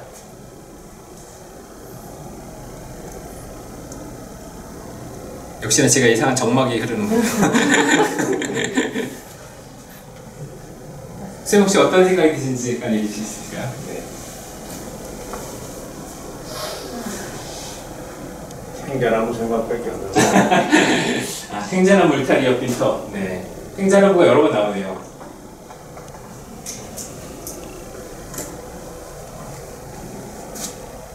낭독하신 박동수 대표님 어떤 생각이 드시나요? 되게 이상하죠? 네. 정말 만나고 싶었고 사귀고 싶었던 여자애가 자기한테 고백해왔는데 밤에 만났는데 이 만나자마자 다짜고짜 여자애를 후드로 팬 거예요. 네. 되게 난감한 멘탈입니다. 이게 도대체 뭘까 궁금해지게 되는데 사실은 예술사의 좀 유구한 흐름이기도 합니다. 이런 내용들은 보통 그러니까 미술사에서 보면 누드라는 걸 가지고 얘기도 하긴 하거든요. 남성들의 시선에 의해서 여성들이 재단되는 경우들을 되게 많이 얘기하는데요. 제가 제일 뒤쪽에 뭐 그런 얘기들 렘브란트나 뭐 그런 그림들 몇 개 말씀도 드릴 텐데 여기는 어떤 거냐면 여자애는 자기가 되게 좋아했는데 그 여자애가 자기한테 먼저 고백을 한 거예요. 그러면서 드는 생각은 뭐냐면 이 마지막 연을 보시면 돼요. 네. 면도칼로 책상 모서리를 함부로 깎으면서 나는 왜 나인가 나는 왜 나인가 이 여자애가 자기 세계를 침범하기 싫은 거예요. 여자애는 내가 얘한테 대시를 해서 내가 맘대로 할 수 있고 내 아래 내 지배 아래 있어야 되는 건데 이 여자애가 감히 자기 욕망을 드러내고 나 너랑 사귈 필요 먼저 드러내고 이렇게 얘기하는 게 굉장히 괘씸하고 당혹스럽고 되게 그래서 무조건 팬 거예요. 네가 뭔데 내 세계를 침범하냐 나의 권력을 왜 침범하냐라고 해서 두드려 패게 되는 거죠. 자기 세계를 망가뜨리고 싶지 않다라는 그런 방어적인 느낌 때문에. 근데 이게 역사적으로 되게 반복되는 테마 중에 하나입니다. 이거는 일본 만화인데요. 혹시 보신 분 있는지 모르겠어요. 토미에라는 일본 만화인데 이 토미에라는 이 여성이 굉장히 아름다운 여성이에요. 누구나 어떤 남성이나 보면 한눈에 반하고 저 여성이랑 꼭 한번 사귀어보고 싶다고 굉장히 절절매게 만드는 여성인데 너무너무 신기하게 이 토미에랑 실제로 사귀게 되면 토미에를 죽이고 싶어집니다. 그래서 항상 남성들이 사귀게 되면 토미에를 죽여요. 근데 정말 중요한 건 죽이고 나면 그 다음날 토미에가 다시 살아 돌아와요. 아무렇지도 않은 듯이 살아 돌아옵니다. 심지어 토막살이 나면 토미에가 여러 두각으로 나가지고 다시 돌아오고 그래요. 어마어마한 얘기죠. 이게 서양 미술사나 그런데 공통적으로 드러나는 테마 중에 하나예요. 여성에 대한 남성들의 공포를 그렇게 드러낸다고 그러더라고요. 그러니까 여성이 어쨌든 남성 지배 권력이라는 것들을 뚫고 나오는 그 여성의 동물성이나 혹은 여성의 그런 강인함이나 그런 거에 대한 그런 공포가 되게 잠재되어 있는 것들을 그렇게 보여준다고 그러더라고요. 이를테면 뭉크 같은 화가는 이렇게 표현했습니다. 뭐 절규라는 작품 되게 많이 하실 텐데 뭉크는 학창 시절에 여성한테 고백했다가 체인 다음에 평생 여성 혐오증 환자로 살았대요. 그래서 나중에 이런 그림을 그린 거죠. 여성이라는 건 남자의 피다 빨아먹는 못된 존재야라고. 뱀파이어를 그런 주제를 그린 거죠. 여자 뱀파이어가 피를 빨아먹는 존재다라고. 저는 사실 최근에 한국의 10대 남성 어린 친구들한테 되게 걱정이 많아요. 페미니즘이 좀 전면으로 많이 얘기되면서 반동으로 오히려 아이들이 그런 거에 너무 좀 뭐랄까 인터넷 환경이나 매체 환경이나 그런 것도 그렇고 너무 아이들이 그런 거를 좀 왜곡되게 받아들이는 게 너무 크지 않나 싶은 생각이 들어서 저 친구들이 한편으로는 이해가 안 가는 게 아니거든요. 그 친구들의 상실감, 10대, 20대의 상실감은 어떤 거냐면 이전에 좀 속된 말로 하면 꿀빤 건 다 지금 어른들인데 가부장제 사회의 그런 혜택이나 이득이나 그런 거 누렸던 건 다 지금 여기 앉아 이런 아저씨들인데 자기들은 지금 봐도 아무리 봐도 여자애들이 때로는 힘도 세고 공부도 훨씬 더 잘하고 아무리 봐도 쟤들이 더 출세할 것 같은데 왜 남자들이 더 살기 좋은 세상이고 뭐 그렇다고 하는데 도무지 이해할 수 없다는 그런 상실감과 피해감이 어마어마하거든요. 20대 친구들한테도 그래요. 뭘 해도 여자애들한테 안 되는데 왜 여자들이 약자라는 거지? 나는 이해할 수가 없다라는 얘기를 하는데, 근데 사회 전체를 보자면 사실은 아직도 여전히 그 밸런스를 보자면 유리천장이라는 게 뚜렷이 존재하고, 여성 대통령이 한 번 나왔지만 굉장히 그 기이한 방식으로 퇴장이 됐고, 여성 정치인이나 혹은 기관장이나 뭐 그런 걸 보면 비율은 말도 안 되게 다르죠. 그래서 그런 점들은 좀 많이 생각해봐야 되지 않을까라고 얘기를 하고 싶어서 이거 가져왔었는데요. 네. 예술은 정말 다양한 세계를 많이 보여줍니다. 이건 로봇인데요. 백남준이 한 20명 정도 되는 그 엔지니어랑 같이 만든 로봇이래요.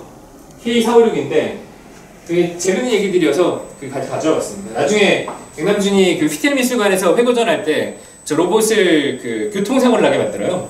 그래서 로봇이 죽게 만드는 그런 퍼포먼스를 벌이기도 하는데, 영상 보면 보시면 되게 재밌어요. 저 로봇이 막 걸어다니면서 말도 하고요. 그리고 똥도 쌉니다. 콩나물 같은 걸 똑똑똑 떨어뜨리면서 달리고 뭐 재밌는 퍼포먼스들이 많이 했었어요. 예술과 인간이라는 걸 보자면 이 성남아트센터에서 했던 건데요. 인공지능하고 인간하고 피아노 연주 배틀을 벌인 적이 있었어요. 사실은 조금 더 가면 예술 영역을 넘어서 그 인간을 두고 포스트 휴먼이나 트랜스 휴먼 같은 얘기를 하거든요. 인공지능이 실제로 어디까지 갈지 모르지만 그게 현실화되면 사실 그 분기점 중에 하나를 예술로 봅니다. 인공지능이 정말 예술을 창작할 수 있을 것인가 라는 걸로 사람과 그걸 구분하거나 가까워지는 점들을 얘기하기도 하는데, 되게 재밌는 에피소드가 하나 있어서 말씀드릴게요. 그 누구죠? 사람 이름이 기억이 안 나지? 제가 요새 이렇습니다. 그 특이점이 온다라는 책이 한국에 나와 있어요. 한번 찾아봐 주세요. 특이점이 온다. 저자 누군지 찾아봐 주세요. 이분이 그 어떤 얘기를 하냐면, 이분이 누구냐면 그 구글의 그 인공지능 분야 기술 이사입니다. 근데 몇 년 전에 이세돌이 바둑 둔 거 기억하시죠? 네. 이세돌이 바둑 뒀을 때 하사비스라는 사람이 그 딥마인드라는 회사에서 그 알파고를 만든 건데, 인공지능 이사가 3사람인데 그 중에 2사람이 하사비스하고 이 사람이에요. 그래서 말하자면 인공지능 분야에서 전 세계 탑인 사람인데, 이 사람이 레이커 좋아요. 네. 이 사람이 예언을 했어요. 2045년이 되면 인공지능이 인간의 지능을 따라잡을 것이다. 그렇게 되면 어떤 일이 벌어지느냐? 사람이 영생을 할 수 있을 거다고 얘기를 해요. 지금도 사실은 인공장기나 뭐 인공관절이나 그런 거 막 되잖아요. 근데 그 이상으로 뭔가 가능해질 거라는 거예요. 지금은 인공지능 문제가 생기면 사람이 가서 고치잖아요. 인공지능이 실제로 사람보다 뛰어나게 그 역량이 가졌으면 스스로를 그 수리하거나 고치면서 발전할 거라는 거죠. 그래서 기술 발전이 지금까지 이렇게 완만하게 됐다면 그부터는 기술이 수직적으로 발전할 거라는 거예요. 그래서 영생이 가능할 거다. 뇌를 보존하는 기술도 만들어낼 수 있을 거고, 영생이 할 거다라고 해서, 이분이 지금 60대인가 70대인가 아마 그래도 60대인가? 되게 나이 많이 들었는데요. 그래서 뭘 하냐면 하루에 100알씩 약을 먹어요. 의사들의 굉장히 처방을 많이 받아가지고 오래 살려고 항산화제 포함해서 모든 것들에서 100알씩 하루에 알약을 먹는데요. 원래 한 200알씩 먹었었는데 기술이 발달해서 100알로 줄었답니다. 그래서 가족들이 먹는 그 1년 약값만 한 11억 원 정도 쓴다 그래요. 그냥 들으면 되게 멍청한 얘기 같은데, 사실 근데 인류가 배출해낸 진짜 천재 중에 한 명입니다. 아마 이분의 혜택을 보지 않은 분이 없을 거예요. 이분이 스캐너 발명하고 계신 분이고요. 스캐너 쓰셔보셨죠? 그거 발명한 사람이고, 광학 판독기 발명한 사람이에요. 그리고 지금까지 한 미래 예언이 거의 다 맞았습니다. 그래서 사람들이 되게 그 긴장과 설렘과 두려움으로 2045년에 어떻게 될 건지 막 그렇게 기다리고 있는 그런 일이기도 해요. 얼마 안 남았잖아요, 2045년. 네. 그래서 이제 25년밖에 안 남았는데.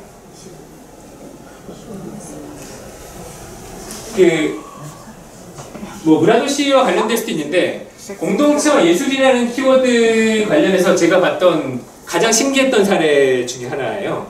한 10년 전에 제가 그 안동 쪽에 그 마을 조사를 갔다가, 그쪽이 가송리라는 동네가 있더라고요. 거기 봉화군의 가송리라는 동네가 있는데, 6.25 때 인민군도 못 들어왔을 만큼 외진 곳이래요. 근데 이 동네에서 2가지 얘기를 들었는데 너무 재밌었습니다. 여기 보시는 거는 부인당이래요. 이쪽에 공민당이 여기까지 피신을 왔었다 그러더라고요. 그 원나라 침입한 걸 피해가지고. 그래서 여기에 있는 이 여성의 한복은 몇 가지 설이 있습니다. 공민왕의 부인인 노국공주를 모시는 사당일 거다. 아니다. 공민왕의 딸을 모시는 사당이다. 아니다. 공민왕의 첩을 모시는 사당이 세 가지 설이 있는데 워낙에 팽팽해서 어떤 걸로 좀 정사는 노국공주인 것 같은데요. 아무튼 이 마을이 뭘 하냐면 매년 그 1월 그 정월 대보름에 동제를 지내요. 그래서 그 대나무 끝에다가 저 옷을 걸어두고 마을 전체를 돌면서 구슬합니다. 이 마을이 그 12채 풍물이라고 되게 유명해서 안동대 학생들이 이 마을에서 주민들한테 풍물 배우고 가고 막 그런 마을이에요. 풍물을 치면서 마을을 딱 도는데 해마다 신주가 있어요. 그래서 그 전에 신주가 저걸 들고 막 가는데 저한테 이거 얘기해 주고 그러고 되게 신기하다는 거예요. 가다가 이 신주가 갑자기 어떤 집 앞에 가면 폭 폭발하던데요. 그러면 그 집이 그의 신주가 된다는 거예요. 되게 신기하죠. 근데 제가 아까 말씀드렸잖아요. 6.25 때 인민군도 못 들어올 만큼 외진 마을이라고. 한 4, 50가구 살고 되게 작은 마을이에요. 그럼 어떻겠어요? 정말로 옆에 숟가락 개수까지 다 아는 집들이겠죠. 어떤 집에 가서 엎어지겠어요? 네, 그게 누가 돌아가셨거나 그게 여기 뭐 농작물에 피해를 입었거나 하는 집에 가서 쓰러지는 거겠죠. 그래서 이 한 년 동안 신주는 굉장히 풍족하고 풍요롭게 잘 될 수밖에 없는 집인 거잖아요. 40집이 한 집 몰아주면 안 되기도 힘든 거잖아요. 그런 점에 공동체의 지혜가 예술적인 저런 행태를 같이 가져가면서 보여주는 그런 점들이 있는 거죠. 이 마을에서 드려진 또 하나가 기우제에 대한 거였는데요. 마을에서 기우제를 지내는데 세 단계를 지내는데요. 첫 단계는 근처에 있는 산들에 올라가서 청년들이 올라가서 불을 피운답니다. 불을 피우면 연기가 올라가잖아요. 연기가 올라가면 하늘에 그걸 자극해서 하늘이 매우니까 뭐 눈물 흘린다고 그런 개념으로 지금 전혀 비과학적이지만 아무튼 뭐 그런 식으로 첫 번째 기우제를 지냈는데요. 근데 그러고도 한동안 비가 안 오면 지금으로 보면 딱 그 여혐이나 여성들에 대한 그런 문제가 기적일 수 있을 만한 일인데 여성들을 그 마을의 여성들을 몽땅 다 흰색 소복을 입혀가지고 마을의 제일 높은 청량산이라는 데를 끌고 올라간대요. 올라가서 닭을 한 마리 들고 가가지고 거기 넓게 생긴 바위에 닭의 목을 친답니다. 올라갈 때 특히 달거리하는 생리하는 여성들은 반드시 데리고 올라간대요. 그러면 무슨 일이 벌어지냐면 마을 사람들 얘기로는 이 닭의 피와 생리하는 여성들의 생리혈을 보고 하늘이 노해서 비를 뿌린다는 거예요. 지금으로 치면 말도 안 되는 얘기인 거죠. 근데 어쨌든 그 생리하는 여성들에 대한 터부가 계속 있었으니까 제사할 때 오지도 못하게 하고 뭐 그런 종류의 터부가 계속 있었으니까 그 무지의 수산이죠 사실은. 네. 그게 얼마나 중요한 일인지도 모르고 아무튼 무지의 수산인 건데 세 번째 그 기우제도 재밌습니다. 세 번째 그래도 한동안 비가 안 오면 그 낙동강 상류 지역이라서 이렇게 물이 흘러가는데 거기 제일 깊은 소에 사람들이 간대요. 배를 타고 돌아가면서 그 용떡을 빚어가지고 파랗게 칠도 하고 그래서 거기도 굿을 치면서 가가지고 용떡을 제일 깊은 곳에 빠뜨린답니다. 여기 물가에는 조그마한 집들 미디어처럼 지어가지고 이 집이 떠내려갈 만큼 비가 왔으면 좋겠다는 그런 소망을 보여주고 그렇게 한다는데 왜냐면 용이 비를 관장하는 신이잖아요. 그래서 그렇게 진행하는데 이 저한테 이거 해준 분이 얘기해준 분이 그러시는 거죠. 근데 그쯤 하면 비가 안 올 수가 없거든요. 이러시는 거죠. 인변들 기우제를 두고 이렇게 얘기하거든요. 절대 실패하는 법이 없다고. 왜냐면 비가 올 때까지 기우제를 지내니까. 마찬가지인 거죠. 이거 기우제를 하루 이틀 사이에 하지 않을 거잖아요. 한 1, 2주 사이를 하면 한 달 넘게 비가 안 오는 경우는 한국이 거의 없을 거예요. 몇십 년만 하면 있을까 말까 한 일일 테니까 사실 비가 안 올 수가 없는 거죠. 근데 왜 이런 걸 하느냐. 하늘만 쳐다보고 있으면 너무 고통스러우니까. 나만 고통스러운 게 아니라 공동체가 같이 이것들을 인식하고 있고 공동체가 같이 이것들을 해결해 나갈 수 있다는 그런 믿음들을 공유하는 거를 되게 예술적인 방법으로 그것들을 가져가는 지점이 있으니까 아무튼 참 신기한 사례여서 제가 가는 데마다 맨날 전파하고 다닙니다. 우리 공동체는 도대체 그 예술이나 그런 활동들을 가지고 어떤 걸 얘기할 수 있을까? 사람들 좀 어떤 걸 나눌 수 있을까? 어떤 형식들이 있을까라는 걸 고민하게 만드는 그런 에피소드인 것 같아요. 다음은 종교 관련된 얘기인데요. 뭐 기쁨 혹은 터부라고 되어 사실 종교 관련해서는 뭐 그렇게 많이 뭐 드릴 말씀이 있는 것 같지는 않고요. 이 앞에 거는 노먼 로겔이라고 그 유명한 일러스트레이터인데 이 가톨릭과 이슬람과 뭐 친주교 그런 사람들이 같이 기도하는 그런 모습을 그리는 거고요. 여기도 뭐 그런 게 있고. 다만 이슬람에 관련된 얘기들은 좀 한번 들어볼 만한 것 같아요. 이슬람에 대해서 사람 되게 오해가 되게 많아요. 잘 알지도 못하고 사실은. 근데 그 제가 제주에 있을 때 그때 한참 그 예멘 분들이 제주에 와 있었거든요. 그래서 한바탕 난리가 났었죠. 네, 난민들 그이기 때문에 저 사람들을 받아들일 수 있을 거냐 없을 거냐, 받아들여야 되냐 마느냐 가지고 엄청나게 소란이 일었습니다. 저는 뭐 제가 직접 그 사람들하고 뭐 저는 그 일을 하고 있었기 때문에 그랬지만 제 아내는 그 사람들과 같이 활동을 하거나 모임을 하거나 그런 거에 나가기도 했었거든요. 뭐 나중에는 그분들 중에 일부는 제주에 정착해서 식당을 열기도 했습니다. 제주에 그때 같이 활동하던 분하고 결혼을 해서 제주에 예멘 식당을 하러 왔는데 분위기가 되게 좋아요. 음식도 굉장히 맛있다고 그러더라고요. 한번 가보고 싶은데 못 가는데, 아무튼 그때도 그렇고 이슬람에 대한 온갖 편견들이 많이 들어왔습니다. 뭐 한 손에 칼, 한 손에 그 코란부터 시작해가지고 이슬람 사람들은 강간이 문화다부터 시작해서 뭐 온갖 얘기들이 많이 들어왔어요. 근데 실제로 이슬람은 평화의 종교거든요. 이제 물론 일부 극단주의자들이 없는 건 아닙니다만, 일부 극단주의자를 치면 그 이라크 전쟁을 벌였던 그 미국의 부시 대통령이나 혹은 계속해서 폭격을 통해 사람들을 죽이는 그런 독재자들이나 사람들보다 더 극단주의자가 있을까 싶은 생각이 많이 들고요. 이런 통계들이 있어 몇 개 가져왔어요. 무슬림은 아랍 사람이라고 생각하는데 실제로는 아랍 사람이 20%밖에 안 된대요. 제일 그 무슬림이 많은 나라는 인도네시아랍니다. 네. 국민의 80%가 그 이슬람이라고 하더라고요. 중동이 무슬림이다라고 그 이꼬를 치시는데 그렇지도 않다. 62%는 중동이 아니라 다른 지역 거주한다고 하고요.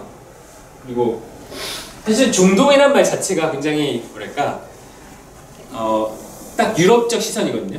중동이라는 말이 어떤 말인지 아세요? 그 유럽을 기준으로 말이에요. 유럽을 기준으로 지리적 발견하면서 한국은 극동입니다. 저쪽 동쪽 끝에 있는 그런 동네.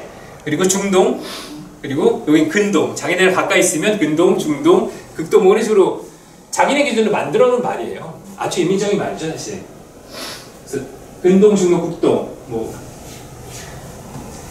나라마다 되게 많이 다르기도 해요. 그리고 사우디아라비아 같은 경우에는 노출을 굉장히 꺼내는데 이란 같은 경우는 되게 또 다른 문화가 있습니다.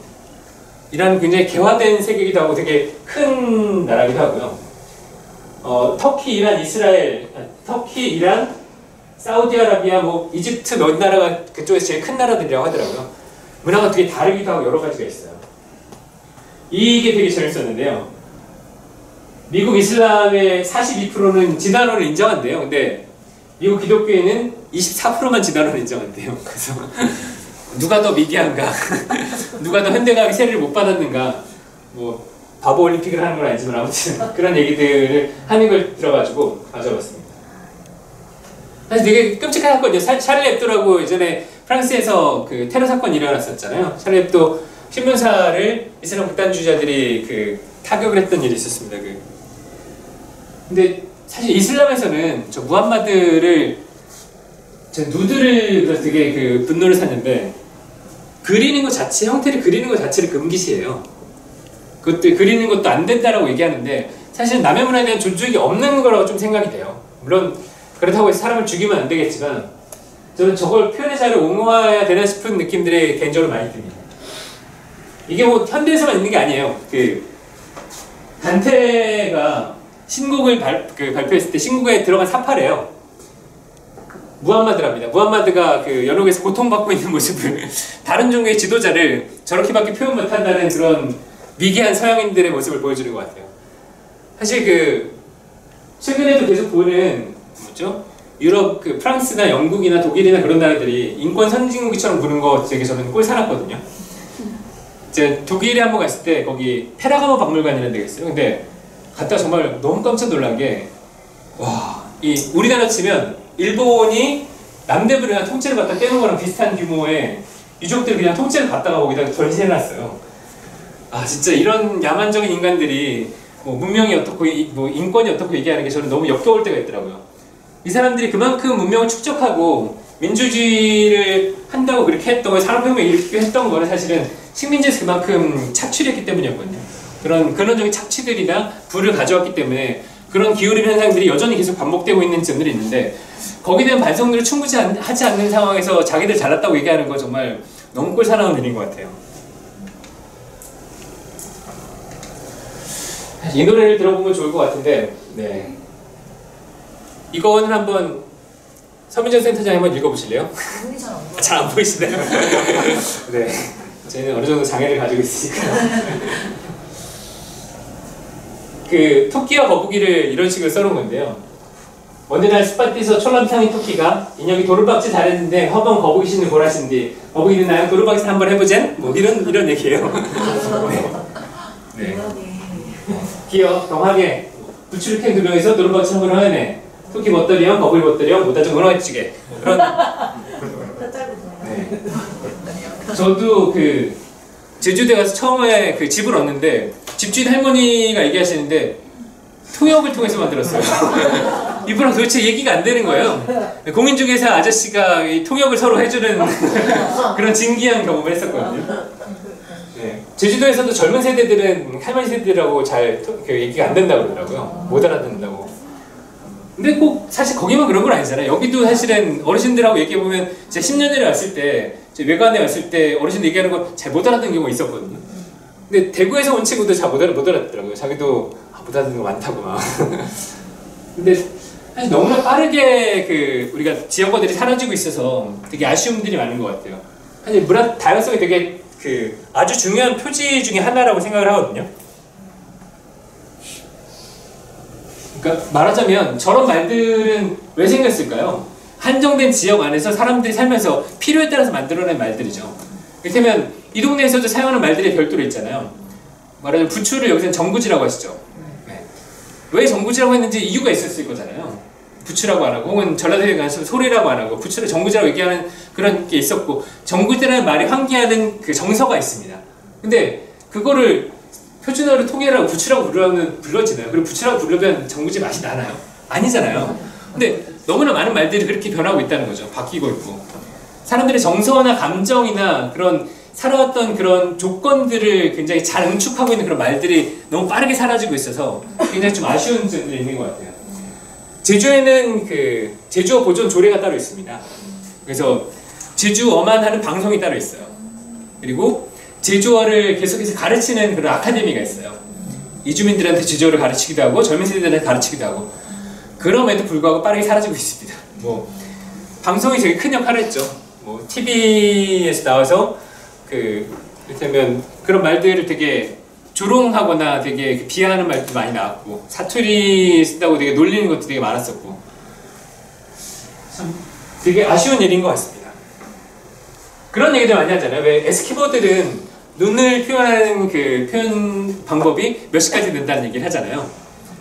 지역마다 생활 조건마다 그런 말들이 당연히 다를 수밖에 없는 건데 사실은 뭐 지금은 다 도시에 살고 생활이 비슷해지니까 어쩌면 당연한 일일 수도 있을 것 같긴 한데요. 아쉬운 일인 것만큼은 틀림이 없습니다. 언어의 다양성이라는 측면에서 그냥 그 예를 든 건데요. 그 보르헤스라는 사람이 있어요. 그 아르헨티나 소설가인데요. 이 사람이 쓴 책 중에 바벨의 도서관이라는 작품이 있습니다. 이 작품을 보면 어떤 얘기가 나오냐면 정말로 저는 그 상상력의 크기를 좀 키워주는 얘기예요. 그 바벨의 도서관이 어떤 거냐면 인류가 가지고 있는 모든 언어로 그리고 그 이를테면 A부터 Z까지를 가지고 있는 것 모든 조합이 가능한 그 책들이 다 있다는 거예요. 이 도서관 안에는. 도서관이 어마어마하게 크겠죠. 이를테면 이렇게 짧은 책부터 시작해가지고 그 모든 종류의 조합이 그 다 있기 때문에 저로서는 도저히 상상이 안 될 정도로 큰 느낌이 있는 거죠. 그 모든 책들이라는 건 이미 쓰여진 책, 쓰여지지 않은 책, 앞으로 쓰여질 책, 혹은 절대 쓰여지지 않을 책까지 모두 다 있는 도서관을 상상의 도서관을 만들어서 그렇게 얘기를 해보는 건데요. 언어라는 게 도대체 어디까지 갈 수 있는지를 좀 그 상상해보고 좀 점검해볼 수 있는 그런 얘기가 되지 않나 싶은 생각이 들어요. 유명한 사람들이 언어를 가지고 그런 얘기를 했습니다. 그 하이데거 같은 철학자는 그렇게 얘기했어요. 언어는 존재의 집이다라는 얘기했어요. 아까 제가 말씀드린 거랑 비슷하죠. 사람들은 언어를 통해서 존재할 수밖에 없고요. 언어를 통해서 자기 존재를 확장할 수밖에 없습니다. 그래서 언어라는 것들을 어떻게 잘 연마하느냐 혹은 언어라는 것들을 확장해서 익히느냐가 되게 중요한 그 문화다양성의 토픽인 것 같아요. 혹은 비트겐슈타인 같은 사람은 그런 얘기했어요. 이분도 철학자인데 언어의 한계는 존재의 한계다. 뭐 제가 한 얘기를 안 드리긴 하지만 제가 이런 얘기하면 얼마나 멋있을까요? 아무튼 근데 이게 물론 이 얘기는 철학적인 내 논리 안에서 그 논리 구조를 가지고 얘기를 하고 가긴 하는데 일반적으로도 많이 통용되는 부분인 것 같아요. 저는 지금 요새 그 특히 방송 자막이 되게 큰 역할을 한다고 하는데 특히 젊은 세대의 말들이 빠르게 가난해지고 있는 거에 좀 주목합니다. 너무 언어가 빈 거네요. 헐, 대박. 진짜? 뭐 몇 가지 그 제스처와 단어면 모든 일상생활이 해결되는 그런 상황들이 왔어요. 예전에 저희들 대중가요들 가사들을 보거나 혹은 사람들이 뭐 편지를 쓰거나 그런 것들 하면 그 어휘들이 되게 다채로웠거든요. 근데 그런 다채로웠던 어휘들이 아까 지역어가 사라진다는 것과 마찬가지로 빠르게 사라지는 걸 느끼실 거예요. 언어가 사라지면 그게 대표하는 정서들도 사라집니다. 그런 느낌의 복잡함들이 사라지고 사람들 삶이 단순해지고 느낌도 단순해진다는 느낌들을 많이 받는 것 같아요.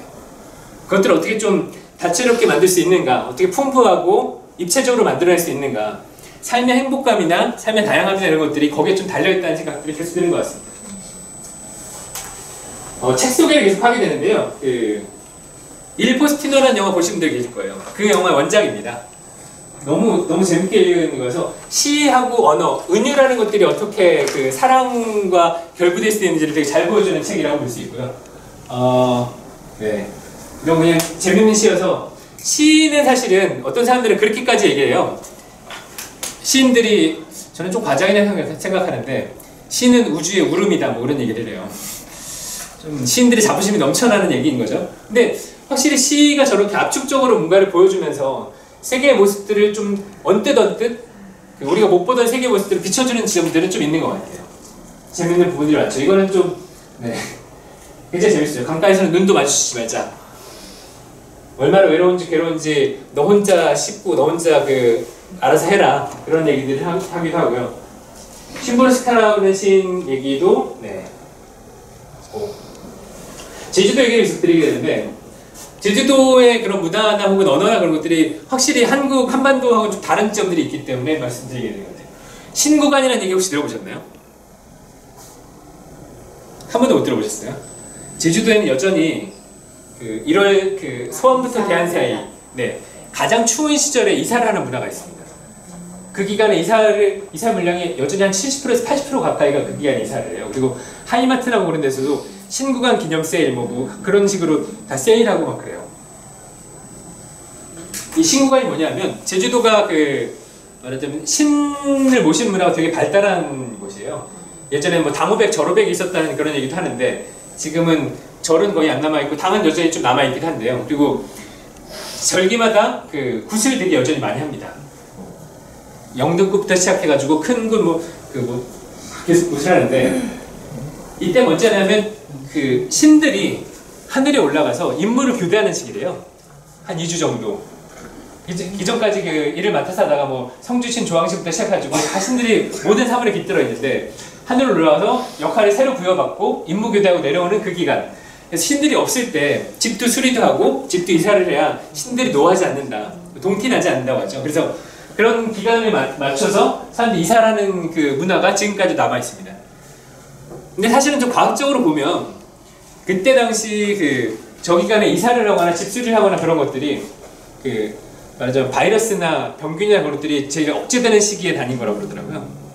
왜냐면 예전에 제주에서는 우리가 도통시 얘기하는 것처럼 똥돼지도 길렀고 해서 그런 종류의 문화들이나 그런 것들이 있었기 때문에 거기 수리하거나 그런 과정에서 병원군에 피해를 입지 않기 위해서 만들어낸 그런 지혜였다는 얘기를 하는 것도 들었어요. 마지막 젠더가 여러 가지 성이라고 되어 있는데요. 6빛깔 무지개는 퀴어를 상징하는 겁니다. 퀴어라는 말은 이상하다는 뜻인데요. 우리가 흔히 얘기하는 동성애뿐만이 아니라 트랜스젠더나 다른 성들을 연대하는 그런 상징을 좀 보여주는 그런 깃발이에요. 나중에 이거 보시면 될 텐데요. 성 정체성하고 성 지향성이라는 말이 다릅니다. 성 정체성은 자기가 갖고 태어나고 정신적으로 어떻게 느낀다라는 그런 얘기 통해서 시스젠더, 트랜스젠더 그런 얘기를 하는데요. 성 지향성은 이성애자, 양성애자, 동성애자라는 것들을 성 지향성이라고 부르긴 합니다. 성별, 이건 섹스라고 얘기하는 것들은 남성, 여성, 간성 그런 것들이 있어서 이런 부분들은 나중에 그냥 한번 슬쩍 보시면 될 것 같다는 생각이 들고요. 성과 관련해서 사실은 한국 사회에서는 동성애 이슈들을 두고 저게 말하자면 굉장히 치열하긴 한데 저는 물론 거기서 대응해야 되겠지만 한편으로는 성평등이라는 부분에 대해서 계속 고민을 같이 해야 될 것 같아요. 성평등이라는 말은 양성만이 아니라 물론 동성애자나 트랜스젠더 다 포함하는 개념입니다. 한국 성평등 지수 118이래요. 굉장히 그 여전히 낮은 그 등수를 가지고 있죠. 제가 그 아까 그 서양미술사 전통이나 그런 거 좀 말씀드린다 그랬는데 이게 이건 뭐냐면 수산나와 장로들이라는 그림입니다. 그 렘브란트가 그린 그림인데요. 어떤 장면인 것 같으세요? 이것만 봐서 잘 모르시겠죠? 이 장면은 좀 어떨까요? 이것도 역시 수산나 장로들이라는 제목입니다. 이 수산나라는 여인은 결혼한 사람인데 되게 그 유력한 집안에 결혼해서 들어갔어요. 근데 하루는 밖에 나왔다가 잠깐 목욕을 해야 되겠다고 생각하고 시녀들을 가서 옷 같은 거 가져오게 했는데 목욕을 하고 있는데 지역에 장로라고 얘기하는 사람들, 재판관이래요, 2명이. 굉장히 지역에 유력한 인간들이 와가지고 우리하고 같이 잠자리 갖지 않으면 네가 그 다른 남자랑 간통했다고 우리가 고발하겠다라고 협박을 하는 거죠. 근데 수산나가 그걸 받아들이지 않고 소리를 질러서 이 사람들이 그 밖에 드러나게 합니다. 근데 재판을 실제로 이 사람들이 붙였어요. 재판을 붙여가지고. 근데 이 두 사람 말을 사람들이 믿는 거죠. 되게 사회적으로 명망 있는 사람들이고 하니까 얘가 그 다른 사람 간통하는 걸 들켜가지고 나한테 이 거짓말을 하고 있는 거다라고 해서 이 여자가 사형을 당할 뻔했는데 이게 성경에 나오는 얘기입니다. 그 구약 성경에 따른 외경에 나온다는데 여기서 누가 나오냐면 아마 교회 다니신 분들은 다 아실 다니엘이 나옵니다. 다니엘에는 똘똘한 우리의 소년이 나와가지고 이 있습니다. 잠깐 멈춰주시고요. 여기서 어떻게 이 문제를 해결하냐면 저 그 늙은 장로 2명을 따로따로 신문합니다. 그래서 수산나가 간통하는 장면을 어디서 보셨습니까? 한 명은 떡갈람만해서, 한 명은 뭐 팽남만해서. 그러니까 그게 안 맞는다는 거 확인하고 결국 저 두 사람이 처형당한다는 그런 얘기로 권선징악적 얘기가 끝나는데요. 여기서 보여드릴 장면은 렘브란트는 서양미술사의 거장이잖아요. 근데 수산나를 어떻게 그렸는지 한번 보세요.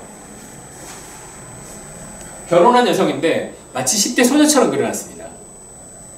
물론 이 사람들의 늙고 추한 몸과 대비시키기 위해서 그랬다는 설명도 가능하긴 하지만 이거는 그 전형적인 그 남성의 관음적인 시선을 보여주는 그런 장면들이 좀 있는 것 같아요.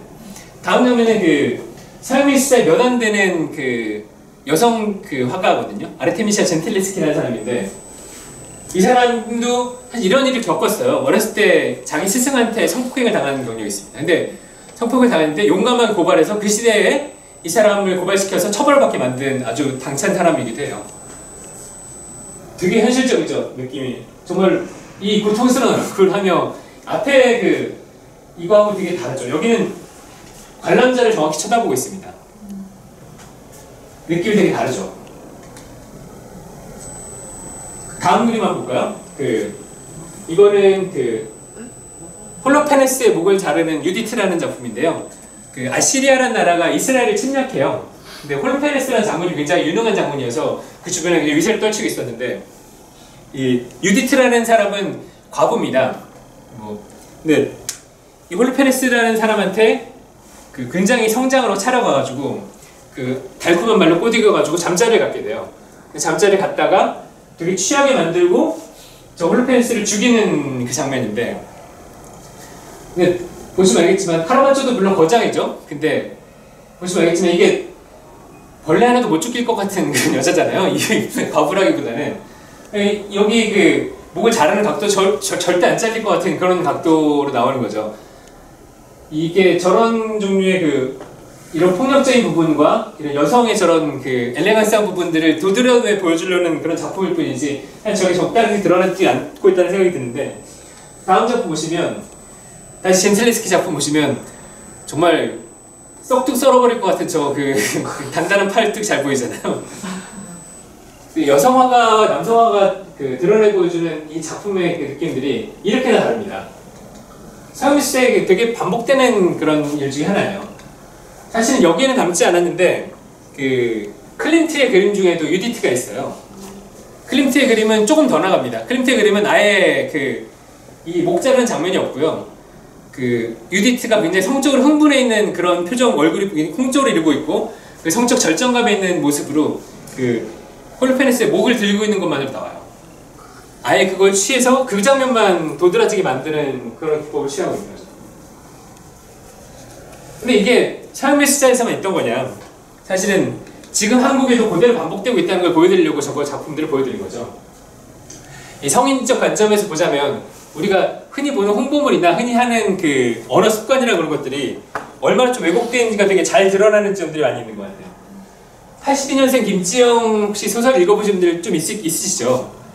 되게 대단히 히트를 친 소설인데 저는 사실 뭐 소설 자체는 그렇게 빼는 소설이라고 생각하진 않지만 아무튼 문제의식에서 사람들이 그 궁금함을 가질 수밖에 없는 지점이라고 생각하는데 이를테면 82년생 김지영이라는 말을 서울시에서 이걸 그 전면에 내걸면서 어떻게 했냐면 찾아가는 산후도우미 서비스, 국공립 어린이집 시청, 신혼부부 주택 공급이라고 하면서 여성의 그 역할을 육아에만 고착시켜 놓은 방법으로 82년생 김지영을 찾았어요. 소설이 얘기하는 거랑 정반대 방향, 소설이 연봉이는 방향으로 저걸 그 광고를 만들었죠. 어이가 없는 그런 행태였고요. 네. 이 서울에 대한 광고를 하면서 여성이 마치 옷걸음을 푸는 것 같은 이런 광고를 만들었죠. 기생광경이 떠오른다는 사람들이 있었는데 밑에 뭐라고 써있냐면 Unforgettable Influence in 서울이에요. 서울에서 잊을 수 없는 경험.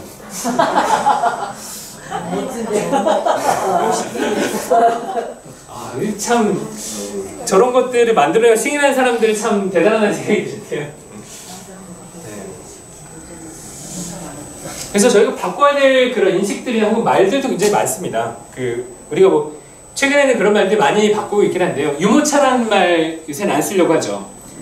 왜냐하면 유모차는 엄마들만 끄는 차냐. 그래서 유아차라고 바꾸는 그런 과정들도 있고요. 저는 뭐 되게 끔찍한 말 중에 하나 그런 거였어요. 미망인이란 말이었어요. 미망인이란 말은 어떤 말인지 아세요? 안일미자의 그 사라질 망자입니다. 남편이 죽었는데 따라 죽지 않은 여자라는 뜻이에요. 되게 끔찍한 말입니다. 절대 써서는 안 될 말이에요. 그냥 그 누구누구 씨의 부인하면 끝날 말을 사실은 굉장히 그 존칭어로 쓰는 것처럼 보이지만 굉장히 그 구시대의 습속이 남아있는 그런 말입니다. 그거 말고 되게 많이 있죠. 뭐 다음 페이지 보면 이 뭐 대한민국 출산지도 같은 것들도 되게 사람들이 경악하게 만들었던 일입니다. 가인 여성이 있는 곳을 GIS로 짜가지고 가인 여성 수가 몇 명 있는지 지역별로 저걸 통계를 냈어요.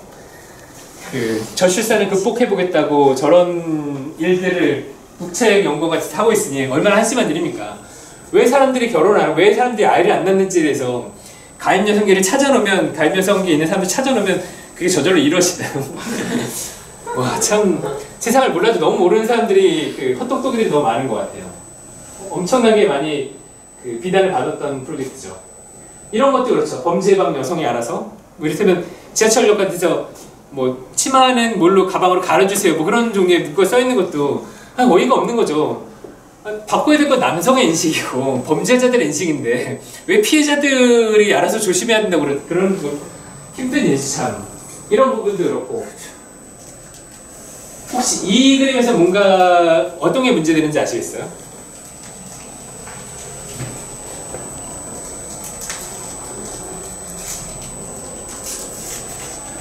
아니 그냥 보편적으로 그냥 넘어갈 수 있는 지점들이라고 할 수도 있겠는데요.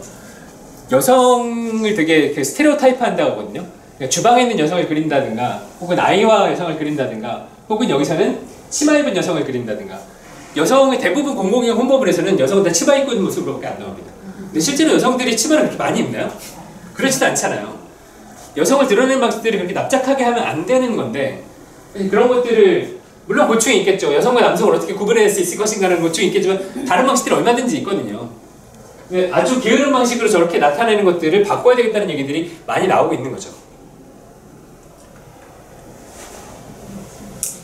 자, 여기까지 다양성 7기둥이라고 이것저것 말씀을 드렸는데요. 사실은 이게 하나하나를 두고 이게 사업의 아이템이라든지 혹은 뭐 그런 개별 사안들이 아니라요. 문화 다양성이라는 것의 영역들이 이렇게 좀 널리 분포가 되어 있고 문화 다양성이라는 거는 하나의 가치관이나 세계관 정도로 봐주시면 좋을 것 같아요. 이를테면 인권 있잖아요. 인권이 어떻게 보면 하나의 세계관이나 척도가 있잖아요. 예전에는 말하자면 그런 것들이 있습니다. 지금은 조금 많이 개선되긴 했는데 예전에 한 10년, 20년 전만 해도 고속도로 휴게소 같은 데 가면 여성들의 화장실 줄이 어마어마하게 길었어요. 기억하시는 분들이 있을 거예요. 네. 최근에 많이 개선됐죠. 왜냐하면 남성과 여성의 소변을 보는 시간이 1대 3입니다. 3대 1이에요. 남성은 평균 30초 걸리고 여성은 1분 30초 정도 걸려요. 남성 평균 29초 정도 나온다고 하는데 그래서 그 변기수를 권고를 했어요. 변기수 1대 3으로 맞춰라 라고 권고를 해서 그래서 개선이 되기 시작한 부분들이 좀 있는 거예요. 근데 어쨌든 세계를 바꿔내는 그 척도나 관점이라는 지점에서 문화다양성이 이야기되는 부분이라고 말씀드리기 위해서 이런 말씀을 드리는 건데요. 물론 그런 지점도 있습니다. 중국에 그런 속담이 있대요. 정부의 정책이 있으면 인민들에겐 대책이 있다. 뭐 그런 속담이 있대요.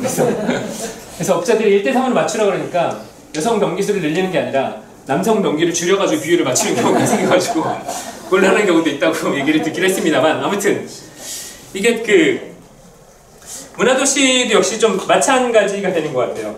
우리가 세계를 좀 만나고 혹은 세계를 바꿔내고 세계를 바꾸는 것만 아니라 아까 말씀드린 것처럼 내 인식을 바꾸고 나를 바꿔내고 나와 다른 사람들과 관계를 바꿔내는 것부터 시작해서 문화도시가 만들어지거나 세상이 좀 달라진다는 것, 그 과정에서 문화다양성이라는 것이 하나의 척도나 기준이 분명히 되어야 된다는 것들을 오늘 좀 말씀드릴 것 같습니다.